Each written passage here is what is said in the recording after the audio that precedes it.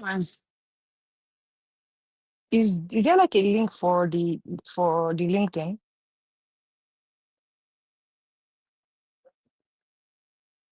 I think the link will likely be the same one, perhaps for um YouTube maybe.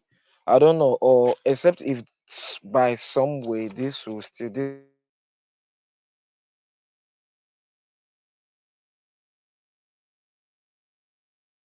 available on I can't hear you anymore. You are muted. Okay, I think the host might have muted us, and he Okay. says several. Okay, but Okay. I think he should handle that part though.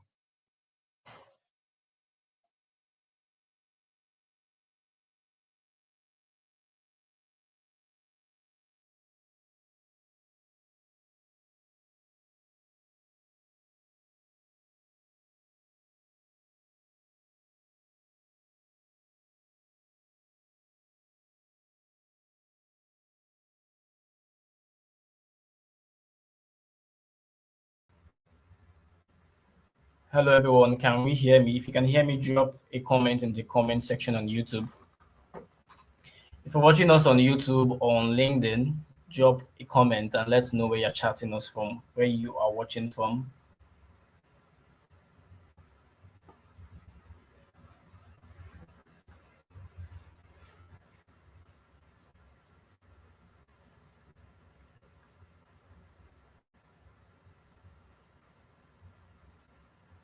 Okay, let's wait for the rest to come.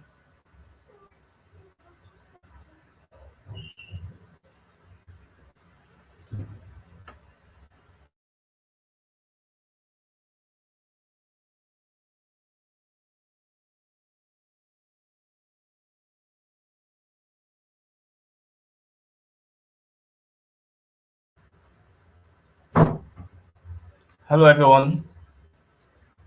Yes, good. Yeah. Okay. Let's drop a comment. We are going to be live. We are live already. We are going to start the program in the next few minutes. Yes, I can. Yeah, thank you, Emmanuel.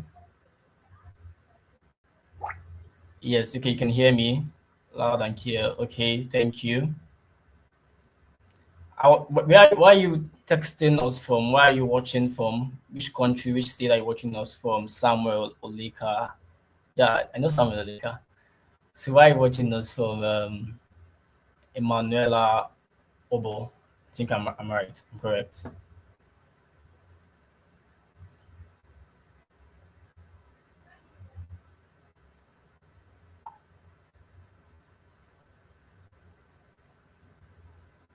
Aha. Okay, so I welcome you all. Um, just waiting few more minutes. Just one more minute.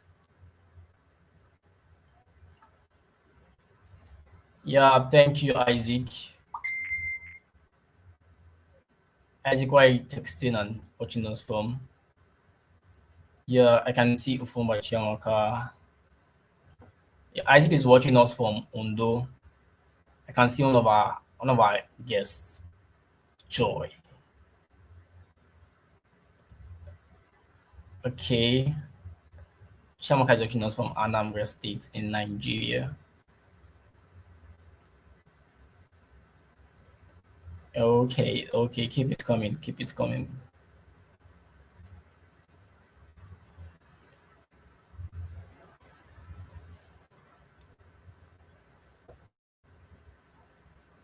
All right.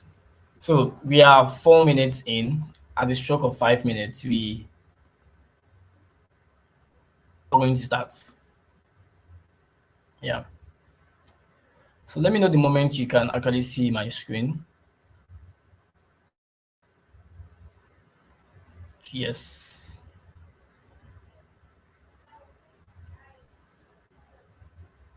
Thank you. Let me know if you can see my screen. Samuel, let me know if you can see my screen. Okay, Samuel is watching us from Port Harcourt. who is watching us from Abia State. Thank you. All right. So let's start. Thank you, Jesus. Thank you, everyone. Let's begin. So, welcome to our program, our live webinar on breaking into tech. So, today we are going to be exposing secrets. We're going to be throwing light. We're going to be, should I say, cutting soap. So, we're going to discover the latest trends in tech. 2025 is not too late to actually break into tech or start something. They said it's early. It's better you start something 10 years ago, but the best time to start in tech or in real estate or in anything actually 10 years ago. The second best time to start is now. So we're going to be learning things about personal branding, working remotely, breaking into tech, writing, how you can cash out by writing, like that simple writing you think that you can do or you cannot do. Also going to be getting access to insightful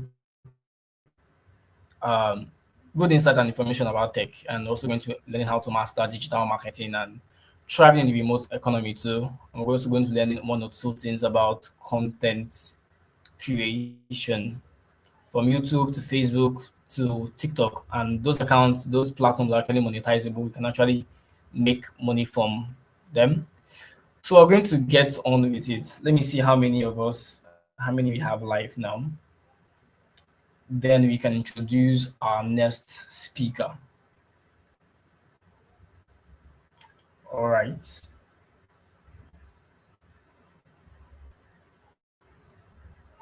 Okay, yes. So,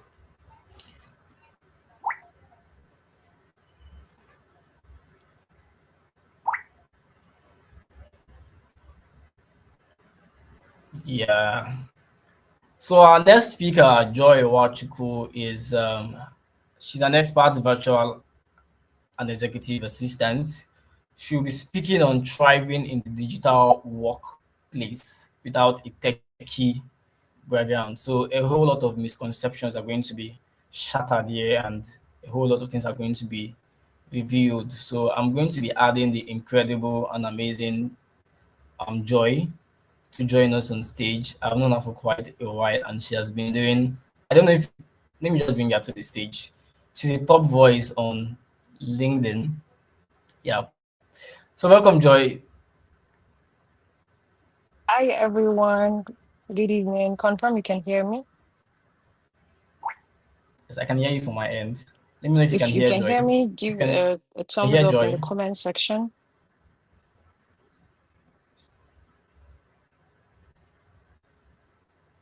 And I would like to say that a lot of the things that you're going to be doing tonight is more of a mindset shift. And the energy you put into this shows how serious you're going to be with the next things you're going to learn from here. So I want to see the comments on the chat box. I want to see your favorite emojis on the comment section before we proceed. I'll give 50 seconds for that, and then we can delve into the learning for today. Your favorite emojis to show that, yes, you're pumped up for tonight and you're ready to make that shift. Hello, I can see Chiamaka. Hi, Farida. Hi, Emanuela. Yes, okay. Without wasting so much time, we are going to dwell on a very, very important topic. And for me, it is when I saw the topic, I was super, super excited. Hi, Esther. I like the energy we're getting. So from the emoji section, you can see people that are ready to take that shift, take that leap. I was on a YouTube channel like this years back. Few years back, I was on a channel like this, and that's made that shift in my life today. All right.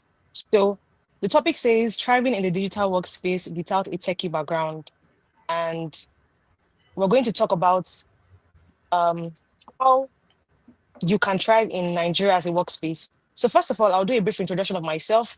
Reason has done so much already, and I'm just going to throw a bit more light into what I do. I'm a graduate from the Abia State University. I studied biochemistry.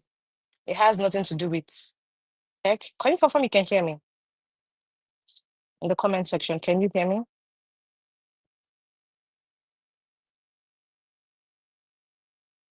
Can you hear me?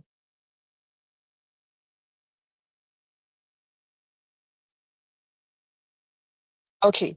So thank you, Glory, thank you. So from my end, I studied biochemistry from the Abia State University about 4 years ago, 5 years ago. Yeah, 5 years ago, precisely. And when I graduated, I didn't have a plan on what I wanted to do. I don't even understand how to put biochemistry into the practical workspace. And the annoying thing about what happens with the job part is that nobody tells you what you're going to do with biochemistry, right? So over time, I graduated, I started working without no hope. I'm just there. I started serving, and then I told myself, I'm not even seeing applications for jobs that they say biochemistry. Do you understand? You hardly see a job application and they say biochemistry students apply. So where am I going to use this knowledge I have learned so far? So what did I do differently? But today, first of all, I'll tell you the good part. I work as a senior proposal specialist and as a virtual assistant. All right. And then I have learned to thrive in the digital workspace. Now, I span through administrative support for C-level executive. When I say C-level executive, you know what that means. These are people that make decisions, they are decision makers in organizations. And I'm sure that that's the kind of change you want to see in your life. And if that's the kind of change you want to see in your life, I want you to drop some comments and drop some emojis in the comment section right away. So we'll delve right in. We're going to talk about, we know that tech, it is overwhelming. No long talks. It is, we cannot overemphasize that. It can be really tricky. It can be very, very buggy. You would tell yourself, can I do this? Right? And the truth is, you can do this. As long as you set your mind to do it, you'll be able to do it. Right? And as admins in a virtual space, you are expected to stay sharp. You need to be proactive. You need to be adaptable. You need to say, okay, I can do this thing. You need to be able to speak fluently. Right? Now, this is what makes you stand out as a virtual assistant or as a virtual support anywhere you find yourself. If you can speak very well, you don't even need to be a tech bro or a tech sis to thrive. That's the beautiful thing about being a virtual assistant. I do not know how to code. I have never done Python before. So when you hear the whole knowledge of I'm a virtual assistant or I'm a tech sis, the next thing that comes to you is you're a programmer. I do not know how to do these things. You need to have growth mindset. You need to be able to adapt and you need to be willing to learn. The willing to learn cannot be overemphasized, right? So we're going to talk about in the next slide, we're going to talk about the next slide, please. We're going to talk about, like I said, you do not need to know everything. You just need to know, you just need to learn how to know what matters. You need to learn. So what has changed? Most of the jobs you see online now are tech savvy. They're all remote jobs. If they're not remote jobs, they're remote hybrid jobs. Do you understand? So it means one way or the other, you just have to know how to work remotely. And then today we're going to be equipping you with things that you know you need to thrive in that remote workspace. Remote workspace means that you are going to be working from home and you're going to still be delivering on your deliverables, meeting up with your set KPIs in an organization. I want to confirm that you can hear me. So drop those comments in the comment section so I don't bore you up. If you can hear me, drop the comments on the comment section. Say, I can hear you. Okay, we're going to move on. Thank you so much, Nzubechi. Thank you so much, Lizzie. Lizzie, thank you so much for joining. So I'm going to talk about some skills that you need to learn. These are things that you must have. It is not even about I don't know it. You need to learn. And the first thing we're going to talk about is communication. So if you're in a virtual workspace, the next thing you know, how do I communicate with my bosses, with people I report to? How do you need to communicate with them? This can only happen with the use of some softwares like Zoom, Slack, etc. Some use Zoom, so you need to learn these things. And the beautiful thing is you need to tell yourself that you have to have that mindset shift that I can do this thing. I can do it. I am capable. I am able to do it. Without that mindset, everything seems impossible, right? Project management, basic project management skill. You don't need simple project management. And people manage projects with simple Excel sheets. First of all, if you don't know these things, you need to learn. I'm going to go back to when I got the job as a proposal specialist. To be honest, throughout my 4 years in the university, I just knew basic Excel, like plus, minus, plus. I didn't know so much. But when I got the job, I was willing to learn. So that's where willingness to learn comes in. I was willing to learn. I told myself that I would do it, right? I would do it. So like I said, the next thing you need to know is basic softwares like the Google Workspace, the Google Drive, the basic things that we all use on our phones, the Microsoft Office, how to schedule emails, how to schedule Google meetings, how to set up like a meeting on Calendly. These are basic things that we can learn on our own. If you tell yourself that I can do this thing, you will be able to do it. That's the beautiful thing about this, right? Embrace learning, learn, like tell yourself that I can do it. I want us to say in the comment section that I can do all that I set my mind to do. Let's see that drop in the comment section. So when you have that mindset shift, whatever you're going to learn tonight is going to be like a plus for you, right? So on the next slide, we're going to be talking about things that we need to practical things, tips that we're going to use to learn, practical tips to get started. On our next slide, we're going to say the first thing on our slide says, start by mastering basic tools. This cannot be overemphasized, right? For skills that you do not know, tell yourself, I am going to learn these things, right? Check how, okay, how do I schedule emails? How do I, don't just stay on a particular thing and say, I cannot do this. Have that mindset shift and say, I can do this. Change the I cannot to I can, right? And then tell yourself, I would learn this thing today. Take basic courses. These courses are free. I hear people when I spoke to somebody tell me, these courses are paid for. There are free courses everywhere. Right? I know people that have learned from YouTube. I know people that have learned from social media. So you need to just find a niche, a place, and then tell yourself, I am going to learn. You need to find yourself and say, I would learn. Now, the third thing you need to do is to apply for entry level virtual assistant roles. If you know you want to do 2 or 3 jobs, then you want to apply for the virtual assistant role, then you need to apply for side jobs. We have free scholarships that people have, which the host is going to be sharing them after the call, or if you're on the group chat, he's going to share. They have so much to offer. So we're going to talk about the tools that you need. Aside having those tools, there are other things that you need to learn, which I'm going to be talking about in my next slide. Right. On the next slide, I'm going to talk about things that you need to learn aside the tools. The tools are important, but there are some basic things that you need to learn on the next slide.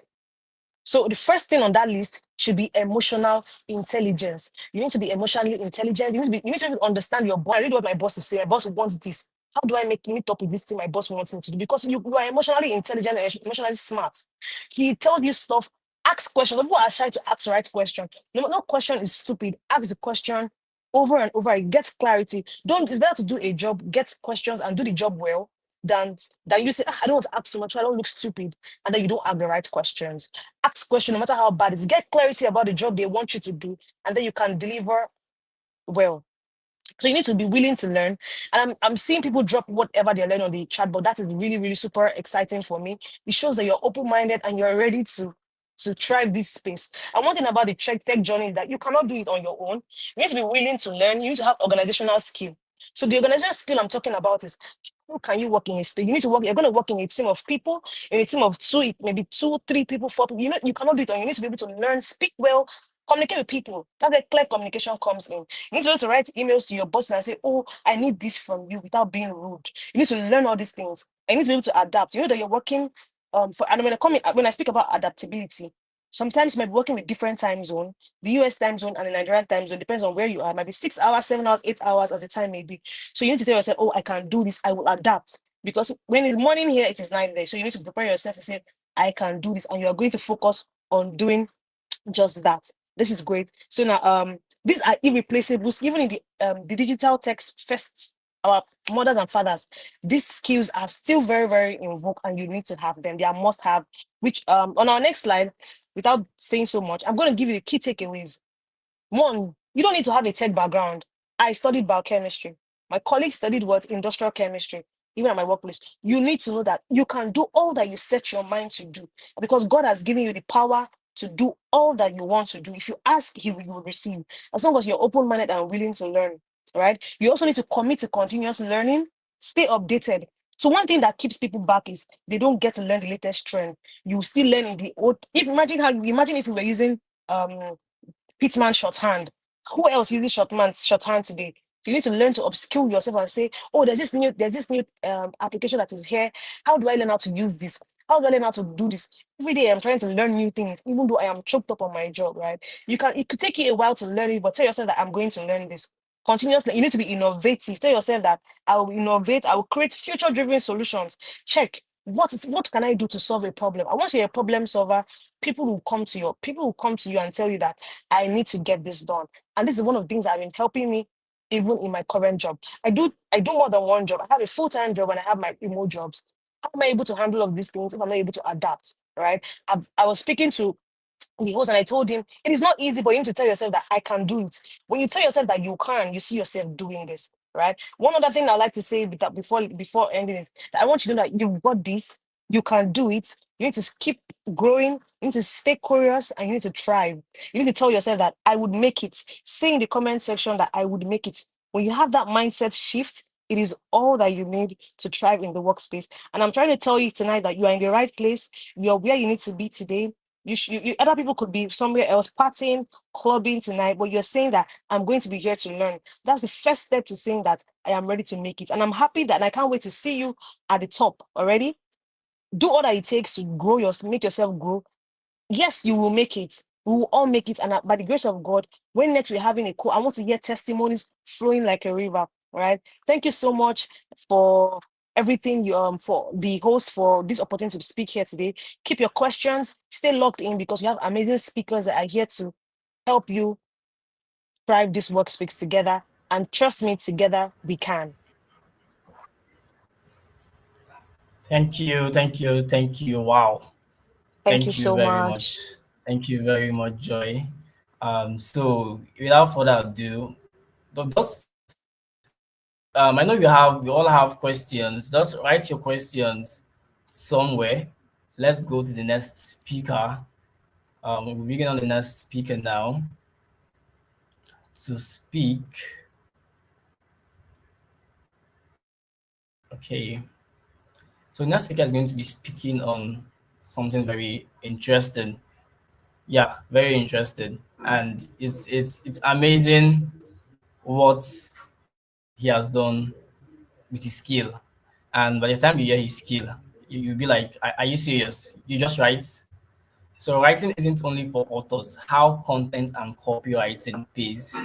I'm going to be bringing on to the stage my very good friend and partner Chukwuemeka Nwachukwu. He's a copywriter and direct response marketer. Little secret here, he was one of the first persons that actually introduced me to Fiverr a couple of years back, and ever since then it has been a good journey, good one. So I'm going to invite in Nwachukwu Chukwuemeka. Let me know if you can hear us. Chukwuemeka, are you there? Yeah, I'm here. Can you hear me? Yeah, if you can hear Chukwuemeka, let Hello. me drop a message if you can hear him. Hello guys. Nice to be here. Um, if you can hear me, please leave a fire So in emoji the comment section, if you can in hear the comment Chukwuemeka, section.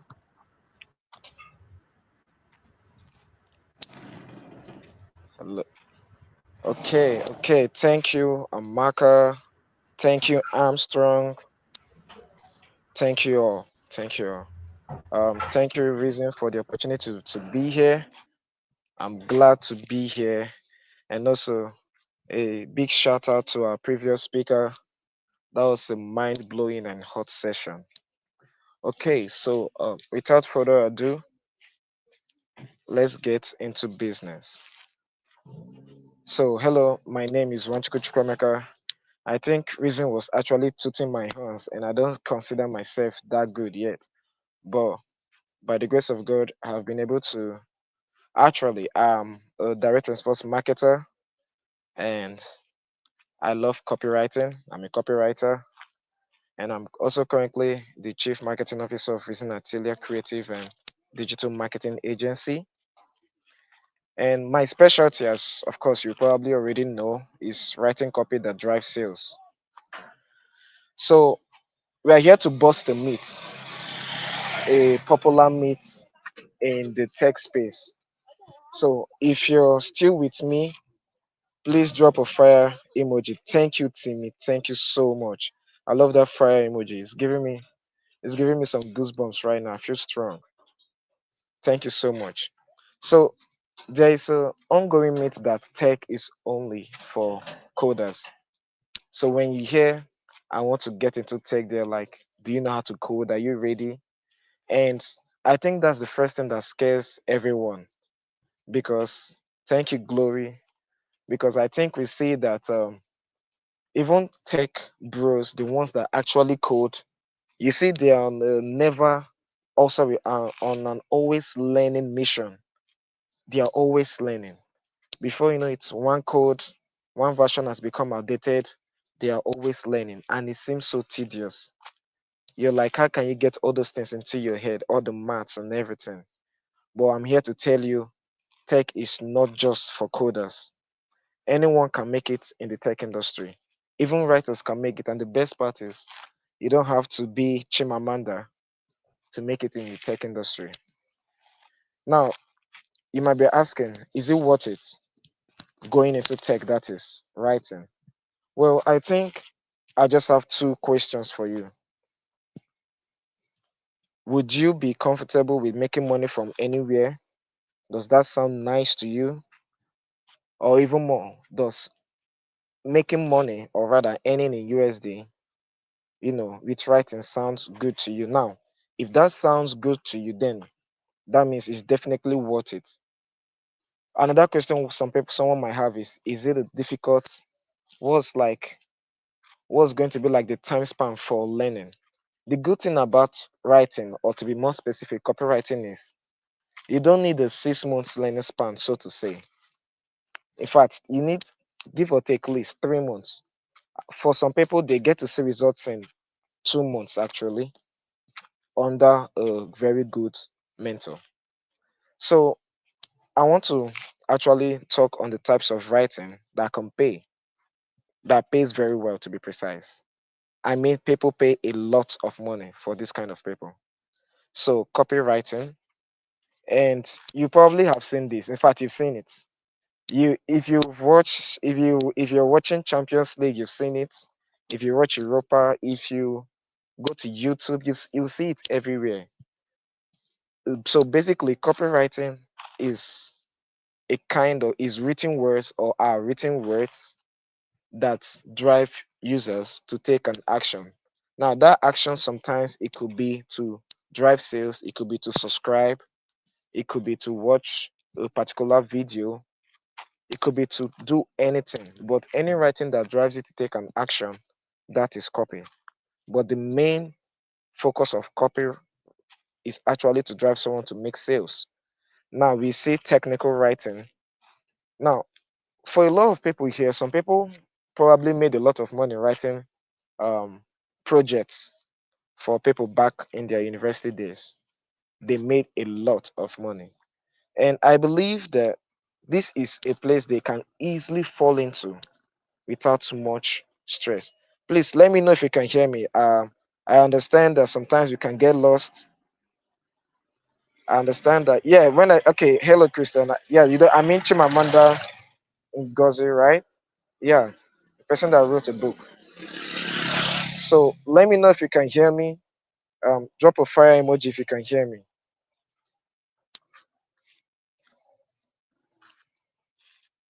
Okay, all right. Thank you so much, Amaka. Thank you so much, Joy. Okay, so as I was saying, technical writing. Now, technical writers basically, they write user manuals, software and documentation, guides, even white paper and case studies. You can see that the crypto space is actually booming right now, the Web3 space, and there are a lot of technical writers that are actually being sought after. So if you actually have, or you have an experience with project writing, this is a part that can actually pay you very good money. As we all know, the crypto space is worth over billions of dollars, and you don't even need 1% of that. That's the crazy part. I don't think we understand how much the tech space is big enough for everyone. You just need to grasp, even if it's 0.0005%. If you can get 0.005% of the crypto space, you'll be eating good every month. And another part I want to talk about is email marketing. So basically, email marketing, or people that write emails, are people that write emails to sell. And we see that with Jumia, we see that with different e-commerce platforms as well. Even most of our well-known coaches, they actually write emails that sell you things. They sell you their courses. They sell you access to their mentorship class. They sell you access to their books. There are a whole lot of people out there like that, and they make very good money from that. Now, some of these people, the good thing is, some of these businesses or business owners, they don't always have time on their hands.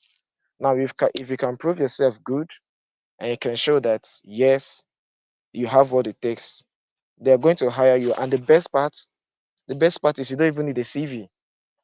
That's really the best part about tech. Nobody cares about your CV. Another part is content writing.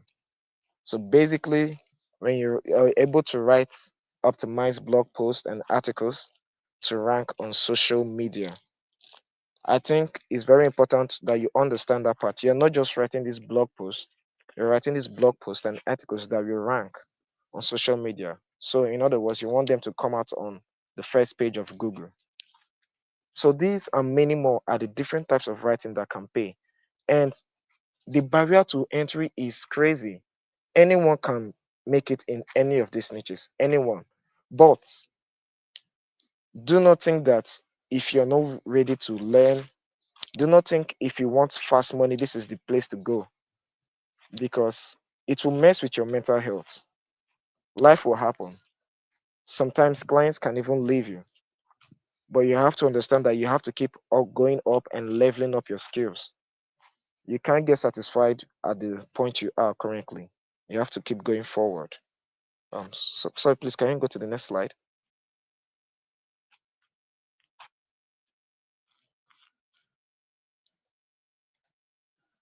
Hello. Can anybody hear me? Let me be certain that the problem is not from me.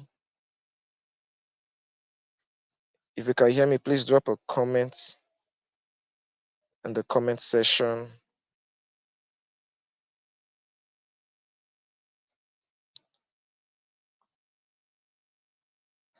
Okay, okay. Thank you so much, Chamaka. Hello, Reason. Please, can you go over to the next slide? Okay, so how can you actually get started on this part?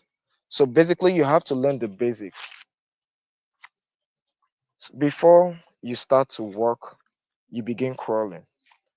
Now, the same thing happens in writing. Now, as a copywriter, you have to learn the basics of persuasive writing, how to write a very good copy. Even same, you will also do the same in email marketing, in content writing, and in technical writing. You want to understand the industry you're about to step into. You want to understand how to speak like them. You want to understand what gets them tick. You want to understand what kind of tone to use. There are some brands that they use very friendly tones, and some brands they use very straightforward professional tones. You can see that in most spaces, in the Web3 spaces as well. So the first step is to learn the basics of persuasive writing. And the second step, which is, like I said, is a very easy step, is to build a portfolio with sample work. Now, some people will say, I don't have clients. How can I get clients? Sometimes all they just want to see is how you write. And if you're able to write in a very good way and you're able to present your writing to them, at that spot, they could hire you. I mean, I've actually just been hired over a simple email, a single email I just wrote once on Fiverr. And it was crazy. That actually went on to pay me some money. But, back then, things were better. 200 naira was, well, it wasn't even up to 200K now. But $200, I said, wasn't even up to 200K now. And, you know, you need to actually build up a sample of your works. And once you do that, you can now go ahead to now pitch. So some people stay stuck in the learning process. They think they have to keep learning forever. Now, I want to let you know you can't keep procrastinating on that part. You can't keep learning forever. You have to make a move. Sometimes all you have to do is just to jump and then let whatever be will be, or rather to be.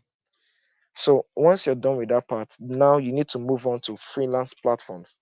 Back when I was starting up, Fiverr was a good thing, but now I won't recommend Fiverr. No hate to them.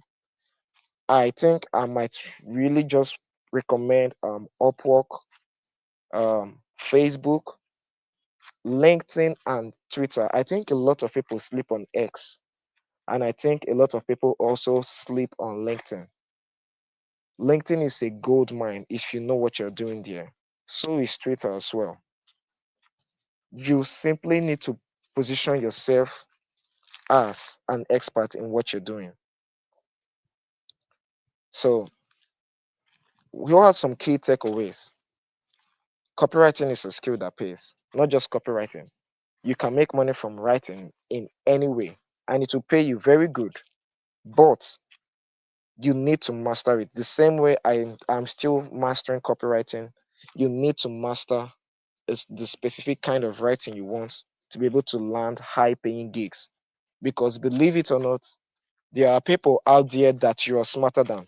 That is the crazy part. There are people out there that you're smarter than, you're better than, but they make way more money than you. They don't have two heads. You just don't have access to the right information yet. So, and another thing you need to do is to continue learning. As our previous speaker said, you can't stay at a point. You have to keep growing. So, drop a fire emoji in the comment section if you're willing to keep learning and keep growing. You have to understand you are never meant to stay at a point. You are never meant to stay stagnant. I think it's a sin against yourself. I believe it's the highest disrespect you can have for yourself to still remain the same place you are last year, to still remain there even as this year will end, to still be at that same spot next year. And you probably still asking the question, what will change? Nothing is going to change. You have to change. And don't always think you want to, don't always go for the big shots. Start small. Start small. I had this problem also myself when starting out. Uh, I thought I needed to get everything really perfect before I land a job. I got a job, and I think it took me back a long time, because when I look back at it, I think I started freelancing fully around 2019, and I didn't make it in 2019. 2019 was all testing. 2020 was when I started making it in freelancing. 2020 was when I made I think a little bit over 500 in 2 months. Crazy on Fiverr. So 2020 was when I started making it. You have to start small and then you grow, you scale from there. And I will also advise to join groups. Look for people that are higher or that are where you want to be. Something that worked for me was I had people that I looked up to, even age grades, they were doing better. And I knew where I wanted to be. So I had to surround myself with them. I had to see what they were doing. I had to see how it was working for them. So currently, if you know you're in a circle that is not pushing you to be better, I advise you to leave the circle and step out. Meet other people, meet new people online, LinkedIn, Facebook groups. There are people with the same zeal. There are people that are where you want, people that you want to be like. Meet them, and you'll be surprised how quickly your life can turn around in just a space of 2 months. You'll be surprised what this second quarter can bring to your life. So I just want to let you all know that anything is possible if you set your mind to it. You just need the growth mindset, you need the ability to keep learning, and you also need a strong support system, because sometimes you get weak. You could easily fall behind, but your support system will always be there to bring you back up. Once again, I want to say a large thank you to everyone so far, to Mr. Reason, the audience, for sticking with us so far. Thank you so much for your time. I really appreciate it. Thank you. Thank you very much, Chukwuemeka Nwachukwu. to give drop a fire emoji on the comment section if you actually enjoyed this session. Yeah, you can see she. Thank you. Yes. So while we wait for our next speaker, okay, Chemaka, yes, Samuel. So our next speaker is an amazing person. He's done. Well, when I asked him how much have you done in ad revenue for your clients, I was expecting to give me like a very big but small figure. But the figure he gave me, I was like, if I post this, nobody will believe me. Let's just reduce it. It's going to be very, very yeah. So I'll be bringing on stage Christian Nzubechi. He's a performance marketer and a meta ad expert. So welcome, Christian Nzubechi. Please confirm you can hear me and we can hear you. Yeah, I can hear you. Good evening, everyone. Please confirm you can hear me. I don't know how to confirm that. Reason you can hear me, right? Hello? Let's drop emojis if you can hear me. Yeah. You can please just confirm you can hear me so that I'll just get over with that part of the session. Okay, I can see. All right, good evening, everyone. I'm actually very excited, super excited about this. One is because the people hosting this and most of the people here are actually my guys and my friends. And while I refuse a lot to come on certain talk shows because I don't know how to hide my mouth in terms of talking numbers, right? I prefer to have a very close circle where we discuss everything. There's no whitewashing of information and all that, right? So my name is Christian. I'm a performance marketer, and I build systems that sell offers through direct response. I also want to thank the last two speakers because they said almost everything in fact, they've nailed the point, and that goes to show you how most of what is out there is just simple stuff. It's just if you listen to 5, 10 people who are successful in any industry, you realize that it's basically just the same thing. Now, why should you listen to me? Just like Chukwuemeka is my guy actually. So I started with copywriting. So content writing for blogs and all that, and then moved on to writing to sell. So writing messages that would prompt people to make a purchase for brands. Then I asked myself one time, how do I even know if what I'm writing for these brands is working? That was what got me into performance marketing. So performance marketing is basically marketing that you can track. I know that in the digital space now, digital marketing is a lot. We have social media managers, we have email marketers, a lot. But in terms of performance marketing, I'll break it down like this. So a company says, I have 1 million naira to invest in marketing. How do I do it? So you as a performance marketer comes and plans a strategy and shows them exactly how much or that amount can get them in terms of revenue, in terms of visibility, in terms of growth, right? I've worked with big brands. I've worked with Domino's. I've worked with Cold Stone.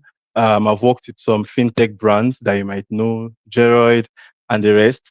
And right now, I'm on a journey of building my own brand while also helping others, right? So maybe we'll get into certain details later, but for now, let's move on. So I've already defined what performance marketing is. So unlike every other buzzwords like marketing, digital marketer, this one tracks actionable steps.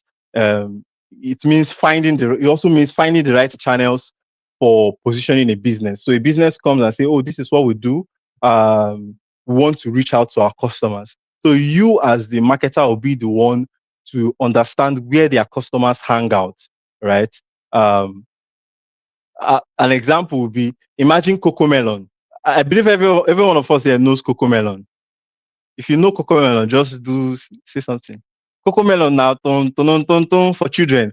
Now imagine cocoa melon having a presence um, on Twitter, right? A stronger presence on Twitter or Instagram.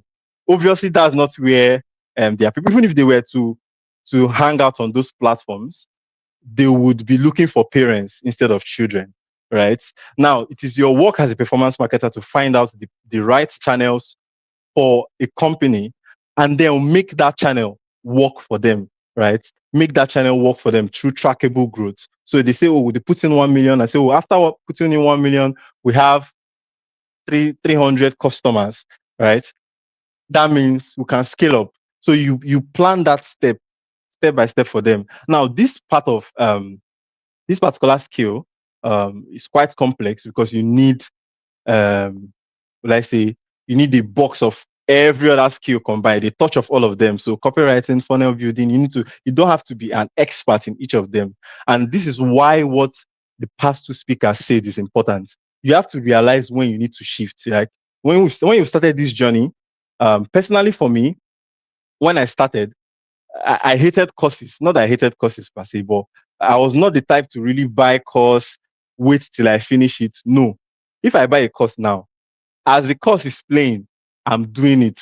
In fact, when I started learning about advertising, I picked one of my friends. I was like, look, you have a business. Let me advertise for you.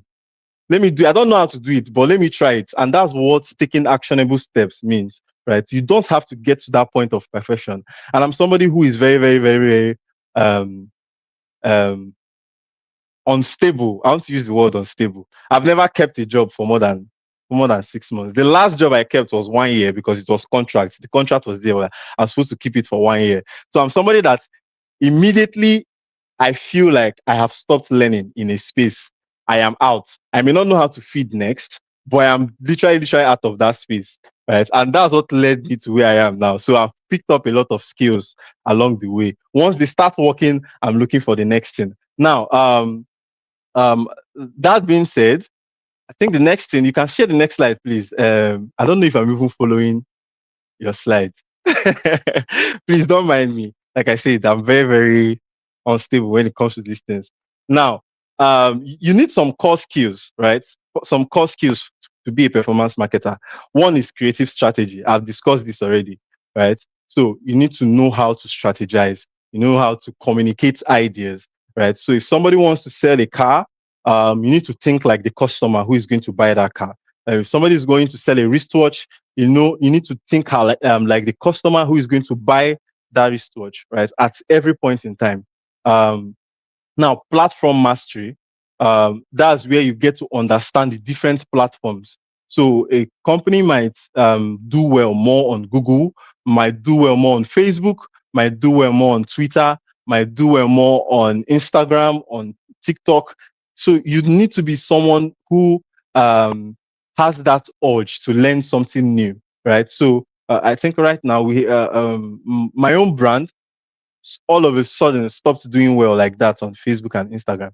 And I had to start setting up TikTok ads. Like it was a very, very wonderful experience. And that goes to show you that the learning never ever stops, right? You have to be someone who likes to take action. And then finally, you need to have a growth mindset, right? Algorithms used to change. A lot of things used to change in the market, but I promise you one thing: the simple fundamental basics will never ever change. So that's why it makes sense that when you're starting out, you look for the fundamentals, you look for the basics, right? Learn the basics and then apply them. The good thing about the digital world today is that you can apply your skill to almost any industry, almost any industry. Uh, Sorry about that, guys.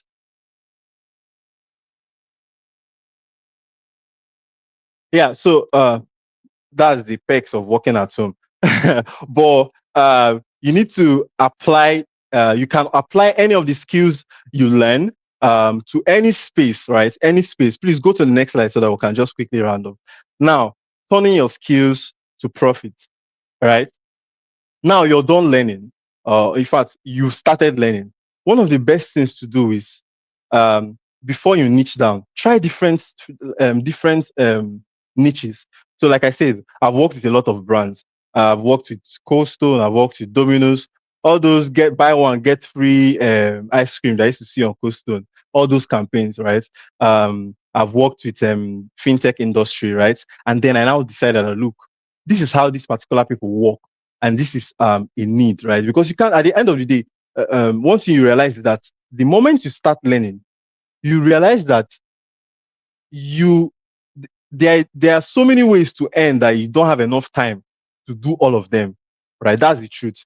There are so many ways to earn in the digital world that um you will not have enough time to do all of them. So you have to choose the perfect one. That's when your skill set, you now analyze, okay, what do I like to do? What do I love doing? How can I merge it with what I'm already doing right now? And then you now pick a niche. Personally, I do not really think about what I love to do. I just thought about who has the most money to pay me, right? I just thought about who has the most money to pay me, and I went for them. So I crafted my offers, crafted my skills alongside what they would need, right? And then pitched to them. Then offer your services. Don't be ashamed. Offer your services. Like I said, when I started out, I worked a job of 50K, all because I wanted to learn. In fact, the company where I worked with Domino's was actually an agency paying, internship fee. And after a year, the man wanted to keep me. He raised my salary for like 3-4 times, right? And still, that wasn't enough to keep me. But that's the beauty of this. You can learn from anywhere, right? You can choose anywhere to learn from. It doesn't really matter. In fact, one of the worst things that can really happen to you in this industry is to start seeing money in the beginning first. That in my personal opinion, oh, to start seeing small money and you now think you're seeing money, right? Whereas there are so many things to learn. You just have to keep learning to the point where you can provide so much value that if you say, pay me this, a company will say, yeah, this is worth it to us, and we can pay you this. Now the key takeaways is marketing is a scalable skill, right? Um, Whatever you learn can be scaled into multiple um, ways. So you can start small and grow big, and then continuous learning, keep learning, and then focus on one platform. Like I said, you can focus on one platform first. I started with Facebook, right? From Facebook, it's almost the same thing. I now did an internship with that particular agency for Google. And in less than a year, like I said, it was a 1 year binding contract. So in less than a year, I had the man trying to keep me over and over and over again. And then finally, this is the part that's the most important. Let me tell you this. Chukwuemeka said in the last talk that there are so many people smarter than you that earn way more than you, and that's the truth. What do they have? What do they do differently? They know how to sell themselves. I'm not a big fan of being out there. If you check, I'm not really on social media like that. All right. But I know how to get to the people I'm looking for and pitch to them and say, look, I believe this is what you're passing through, or this is what you're going through in your company right now. And this is how I can help you. This is how I can offer my services for you. So you need to know how to sell yourself. You need to know how to package everything that you have done and then present it as a very sweet offer, an offer that in fact you get to a point where people are like, look, we want to pay retainer fee to keep you, right? You can get to that point, and that depends on the level of skill set that you have. So forget about the noise you hear online. Forget most of the people who are doing the main work or the major work. They don't used to hear them. They don't used to see them, right? And then continuous growth, right? So that's the final thing. You can always create um, future driven solutions for yourself. You can figure out a way how things work. You discover that you can create your own niche. In fact, when you start, like me, right? I have a brand that just started last year. Like I said, sometimes I've tried my best from the beginning of this lesson to not say any numbers, right? But I started a brand last year. Properly, we started around June, July or so. right? Up to now, we are selling in Nigeria. We're also selling in Ghana. And I can tell I've not stepped foot in Ghana. That's what a digital product or having digital skill can do for you. I've not stepped foot in Ghana. And I think I've sold about 2,000 products. The product is priced around 37,400 Ghana cedis. So let's say 38,000, 40,000. So do the maths and tell me how much, right? So that's the revenue before people come and kidnap me, right? So that's in Ghana alone. In Nigeria, we've done way, way more than that, right? And that's just from a single product. So learning a digital skill is one of the best things you can ever do for yourself, right? It's one of the best things. And what strikes the balance or what sets you apart is being able to take action, one, being able to know when to go to the next level, right? Don't just get stuck in the small, small change that you're seeing. Move on to the next. It's hard. Trust me, you may not chop for a few months, but it's better because at the end of those few months, you're coming out with better and higher paying skills. So I think I'll just drop the mic here. So thank you so much, Rizin. Please keep hosting stuff like this. I believe it's going to help a lot of people. So thank you, everyone.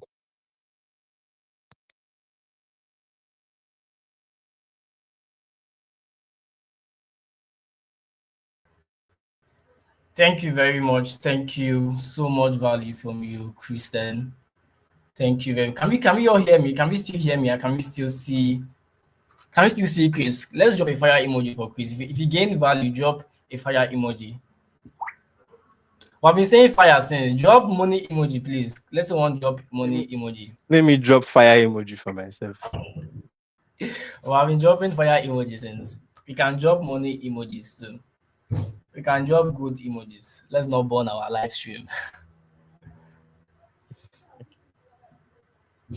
Yeah. Okay. Thank you very much. Yes. So I don't know how Chris actually managed to say a lot of things without actually calling numbers. Although he called some brands, so you can go and do your research and go and find out. Maybe it was because of his idea that particular company was doing very well, they increased in revenue. You get, so I learned a whole lot about performance marketing. In fact, I think it was just recently, I think late last year, I actually understood the word performance marketing. That tells you that we learn every day. We learn Yeah. every day. So we actually used to meta ads experts, media buyer. Yeah, media buyer is another buzzword in digital marketing. People that run ads on media buyers run ads on Facebook and Meta, Google, and all that. So thank you very much. Don't worry, just keep your questions. We're going to be having a Q&A session after the next speaker speaks. So I'm going to be welcoming um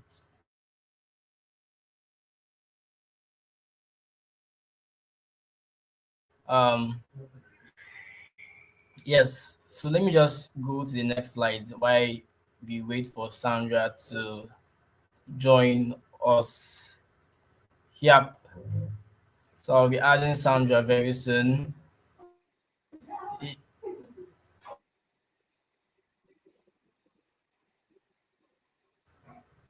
Hello everyone. So I'm with Sandra and she'll be talking about content creation, but she'll be dialing down to YouTube. The topic is from 0 views to monetize, getting started with content creation. So Sandra, I'm a very big fan of Sandra.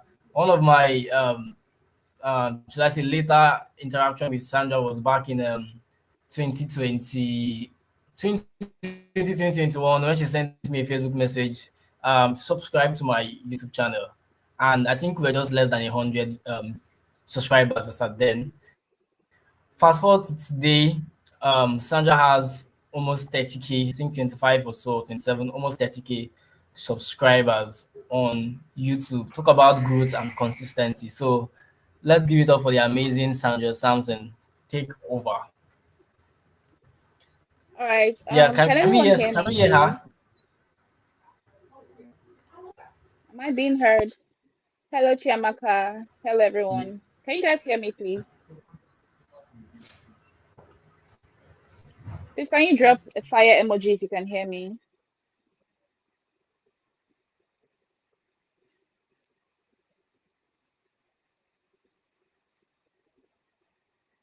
What's going on?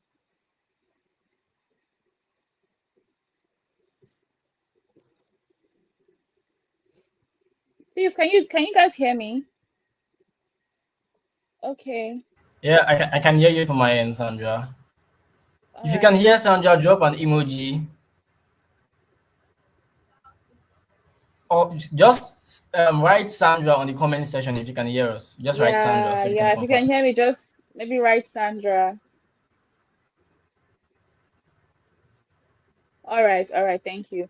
Okay, so we're going to be diving into YouTube and content creation, basically. So before I go any further, I want to give you an advice that I need to take myself, right? An advice that I learned over the years, which is not to box yourself up on one platform because content creation is very vast and there are multiple opportunities on different platforms, and you shouldn't just box yourself up on one platform. So in as much as I'm going to be talking about YouTube today, I don't want you to take home everything just to box yourself in YouTube. Explore.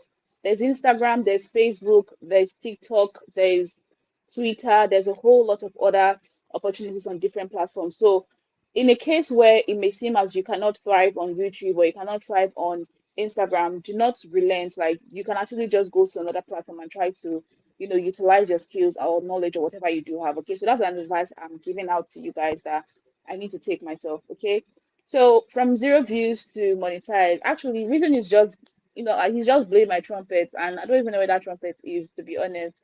I'm still a very upcomer. I'm still a very struggling YouTuber. As to be honest, I'm not trying to be humble, whatever. I'm still very, small YouTuber. But I actually grew my account from literally zero subscribers to I think around 25 or 26,000 subscribers now, and it's been in a space of um 4 years, right? I think I started properly 2021, and I'm going to tell you one thing, like it hasn't been an easy journey. Like let me tell you something, right? Making money on YouTube and building a community on YouTube is really really beneficial. It's beneficial in every way you can think about it. Good doesn't come easy. You definitely know that this, like, getting monetized, getting there on YouTube may not come easy to you, okay? So let me tell you a little story. When I first started YouTube, I had no idea that, you could make money from YouTube. I actually got into the whole YouTube space during lockdown. I was a content consumer, like I was an excessive content consumer. And the whole story as to how I got into YouTube is like a different story, right? It doesn't have anything to do with the story in general. So I got into YouTube properly 2021, and I just wanted to, it was just something I was doing just to test myself, right? And I just did it, right? And I posted my first video. It was wacky. My first video is still there. If you guys would love to check it out, I don't think I'm ever going to delete it. I didn't go there with the intent of, creating a business or like a source of earning from that. I had no idea, to be honest. And when I got like along the way, I realized that okay, you have to do this to get this, right? I don't know if you guys are still with me. Please just, write Sandra so that I will know you're still with me.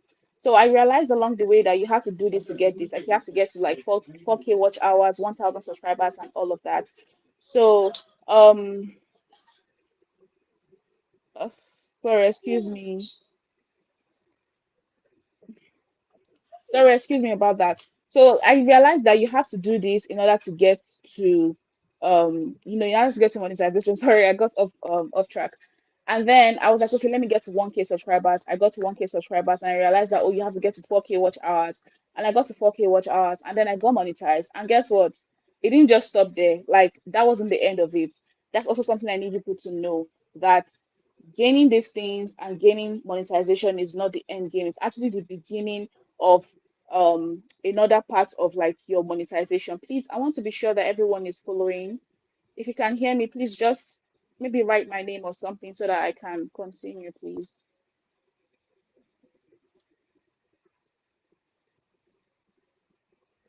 Okay, thank you. Okay, thank you. Thank you. So yeah, and along the way, I don't even know how I did it. I think I got to like 5,000 subscribers or 10,000 subscribers in a space of 1 year, which if you've, delved into YouTube, you know that it's actually not something that is, so easy to achieve, especially if you don't have like a background prior, right? and I started suffering from imposter syndrome. In as much as in as much as like I had, gained this amount of subscribers, I still couldn't believe that I did it myself. Like I was like, nah, like maybe it's this thing that helped me, maybe it's this thing that helped me. So because of that, I wanted to test myself again. I opened up another channel and I gave myself 7 months to monetize that channel. And I monetized that channel in like 5 months. And I was like, okay, Sandra, this is all you.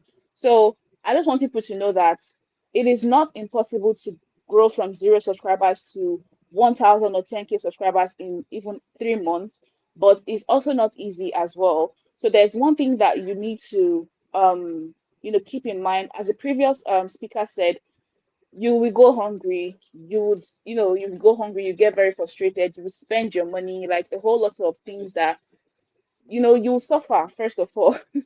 You will suffer a whole lot first of all before you get to like the end game. So basically, when you see yourself having zero subscribers, do not be scared because you can actually exceed the 1,000 subscriber requirement and go for that. Reason, please, can I have the next slide?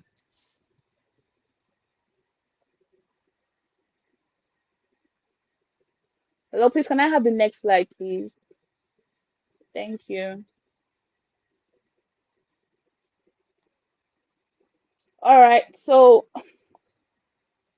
from zero, okay, why content creation is powerful. I love this. Like, I love this. I don't know if there's anyone who has interest in content creation, but this context, why content creation is very powerful indeed.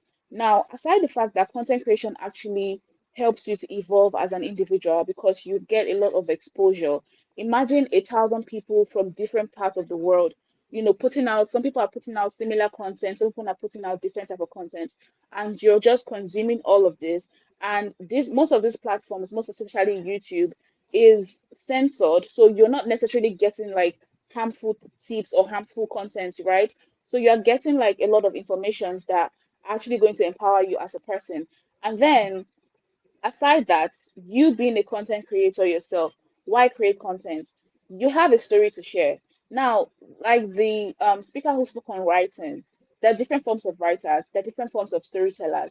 And I believe that each and every one of us, be it writing, be it video creation, what it be, we are all storytellers and we just have different formats and different forms of expressing ourselves. And content is one of that. A whole lot of people these days, they understand content creators, and sometimes people don't understand content creators. But one thing we should put in mind is that people have, if they have a voice, they have a story to tell, they have something they want to show the world, and this is how they want to do it, right? So creating this content, aside the monetary aspect of it, which is actually very enticing, I'm not going to lie to you, but the monetary aspect of it is actually very enticing. But aside all of that, you're building yourself, you're building your storytelling skills, which in connection with you making money is just a very powerful tool. And then it says the power of platforms. Exactly.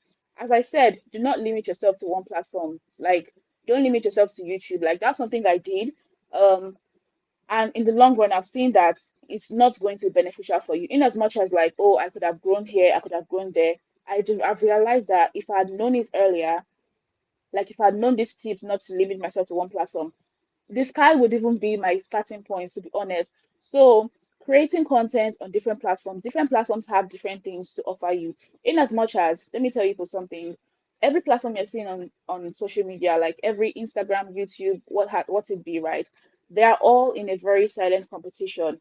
And we as content creator, you as an aspiring content creator, you are the real deal. Like you are the one that being sorted out for, because these people are just like the compound owners. Like they created these platforms, but they're not the ones creating content. They're not the ones bringing people there. So I don't want anyone to go into content creation thinking that these platforms have the upper hand. Like YouTube is owned by Google.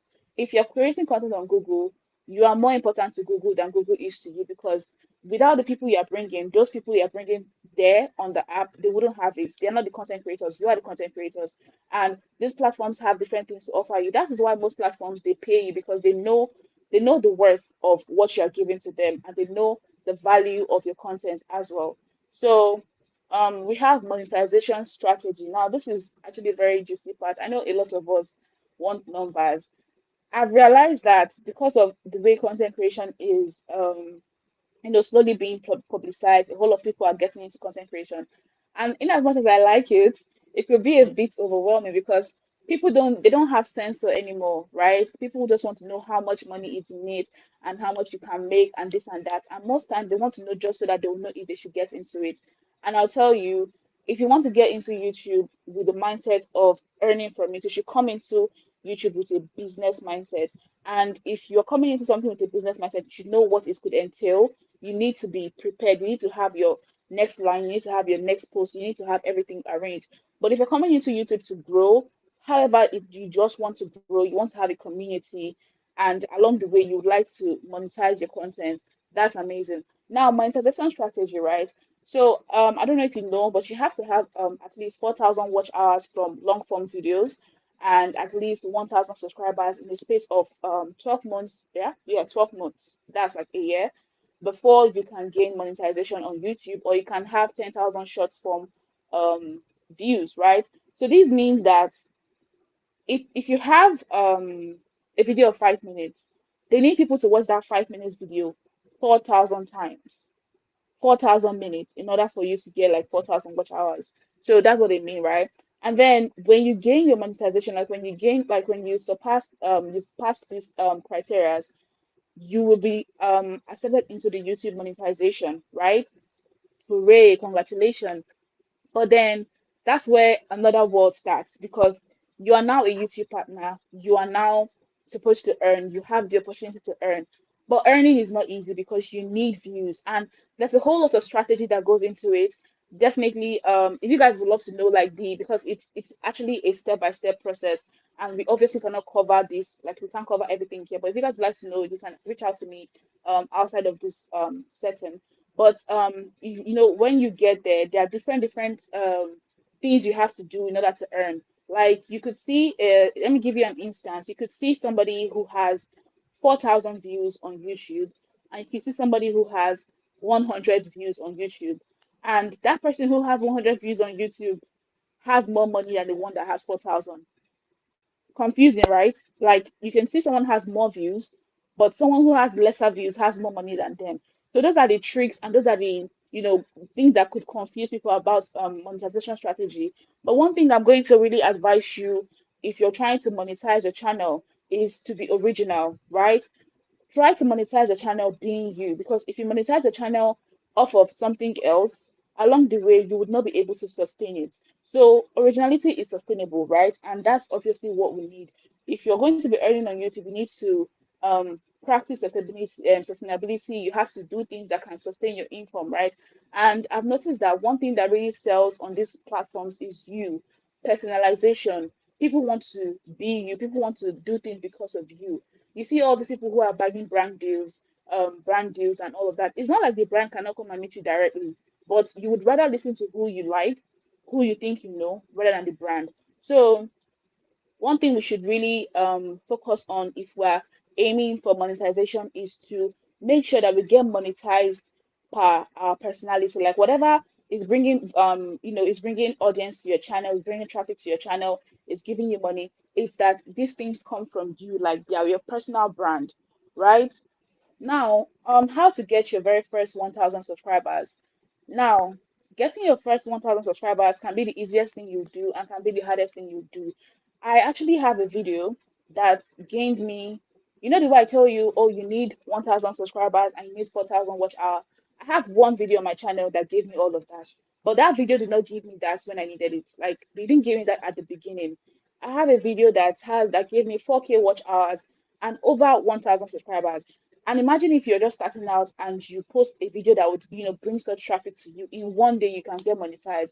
So there are different ways you can actually gain your 1,000 subscribers. You can do a whole lot of things, but one thing is that you should do it originally, and you should give people content that has value, because everything in life is give and take. Like if you are giving out content, you should be giving people a reason to come to your channel, and people should also be giving you a reason to post your content.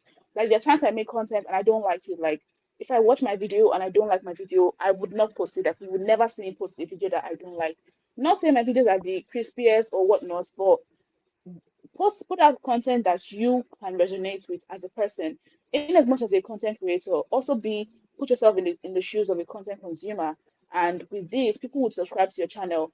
And another thing is niching down, right? Now, when people say you should niche down, they don't mean you should box yourself. Don't restrict yourself, because in different niches there are different steps, there are different categories. So in as much as, okay, let's say you want to do lifestyle. Lifestyle is very popular these days.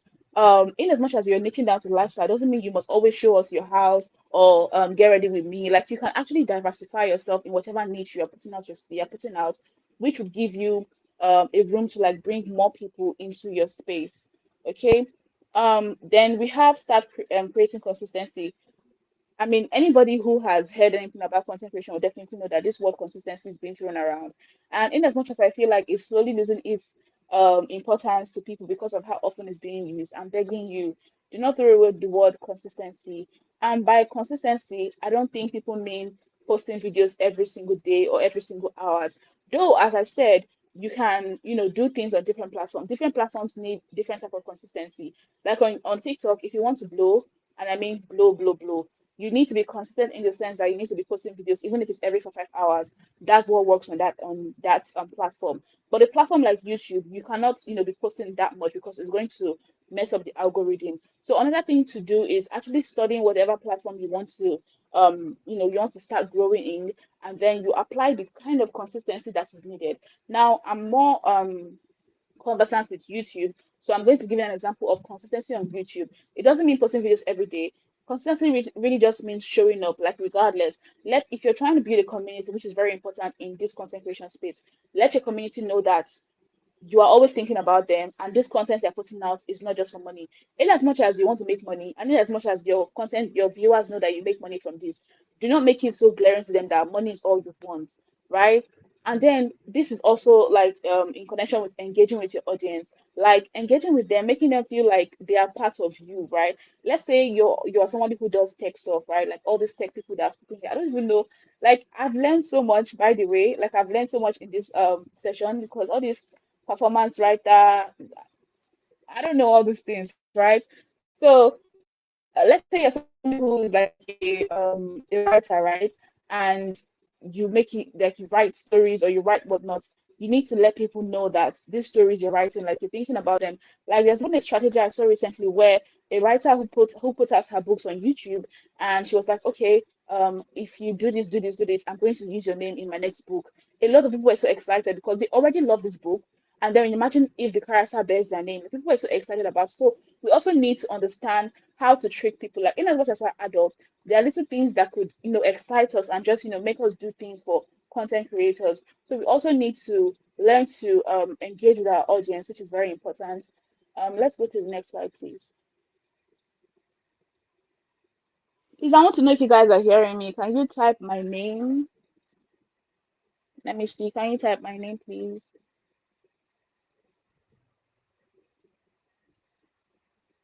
Let me be sure I'm not just speaking to myself, because if you want to do content creation, you need some of these informations. Please, if you can hear me, just type my name.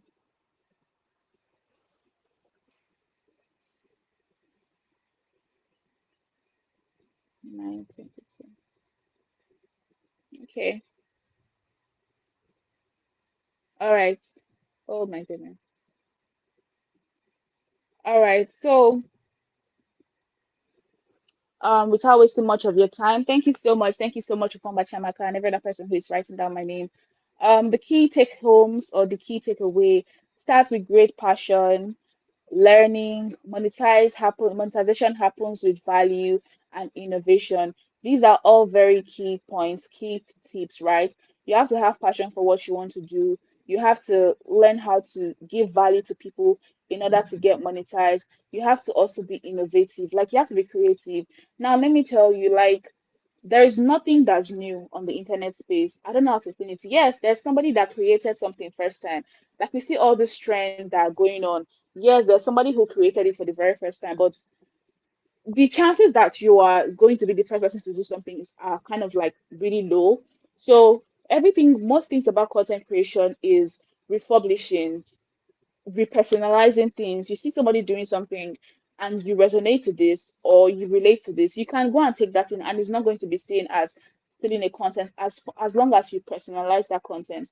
And when I'm talking about personalization, let's say for instance now you see somebody who makes like gadget reviews, right? This person brings their gadgets and they review these gadgets, and you like to review gadgets. This is something that you're passionate about. If you take that thing and then maybe you review the gadgets, you give them or maybe you start helping people to buy or to set up their gadgets. That is you doing that thing, but in a personal way, which makes you different from that person, because you need to be different from people. So this is when you have passion for something and your passion is giving value to people and is giving you money as well. It's very exciting. Now, let me touch more on like monetization, right? So on YouTube, right, like if you have been monetized in a sense like you're a partner with them, you have the opportunity to make money, and you would earn monthly, and they'll pay you in dollars and all of that. Really exciting, right? But then in a case where you don't make any money that month and you don't get paid, it's actually very heartbreaking, because some people are content creators for a living, and some people are actually content creators for a living. Like you can actually do content creation for a living, but you have to have a business mindset and you have to have originality. I'm not going to call numbers. I know a lot of people are very curious about, oh, how much can you make from YouTube? How many? There's this question people are fondly asking. How much can 1,000 views give you? That question is the answer to that question is very vague, right? 1,000 views can give you $3. 1,000 views can also give you $10. It depends on your RPM. It depends on your audience retention. It depends on a whole lot of things, like how much a view would give you. Depends on where people are watching from, and how long people watch from, and how many adverts they show there. Now, you know, I don't want to call numbers as the last person said, but I know that people are actually very interested in like numbers, like how much you can make on YouTube. But I can tell you for a fact, like in a month, um a content creator can post like 10 videos. A content creator can post like 5 videos, 8 videos, what have we, right? And imagine when one video you're posting in a month is giving you like let's say it's giving you like minimum $200. That's like for one video. Let's say minimum one video is giving you $200, and you posted like 10 videos in a month. So you can do the math and you can see how much you can make, even as a struggling content creator. You can see how much you can make, especially when you have value, you have potential, and you reach the right audience. It's not about putting out videos, it's not about putting out, content. You have to know who the right audience are, not in the sense of, oh, people who are going to watch my video, but in the sense of people who watch my videos and they will bring me money. Because there's this thing called RPM. RPM is very important, because if you don't have the right RPM, you can have over 1 million views and you're making like $10, and somebody can have 500 views with the right RPM and they're making like 1 million. So I think I'm just going to close off with this and say that if you want to do content creation, do it. Just start already. Like just start. Don't care about cameras, don't care about gadgets, don't be shy. And your family members are not going to be your content, like you're not going to be your viewers, they're not going to be your subscribers. So those things are actually very important. Do not be sad when your friends don't subscribe to you. As Reason said, he said I sent him my link. I don't know if he subscribed, but one thing I noticed is that those were my beginning points, those are my beginning time, and you shouldn't beg people to subscribe to you. Like people should subscribe to you because you're giving them value. So I hope with this, if you do have content creation plans, you should just get going. Thank you.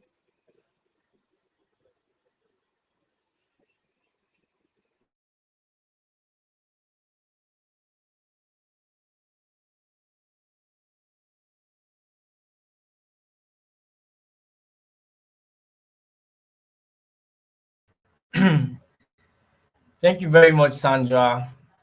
Thank you very much. Yes, I can see the comment section is actually buzzing. Lots of energy. Lots of energy. Yes, thank you very much, Sandra. Thank you. So if you gain value from Sandra, just type YouTube. Type YouTube on the comments. Type YouTube, YouTube. I want to see the energy. Type YouTube. Yes, keep it coming. Yes, yes, yes. Yeah. Thank you. Yeah, they are saying Emmanuel Level says beautiful session, powerful session. Thank you, Sandra. Yeah, thank you. Great info. YouTube. Yes, yes. Thank you very much.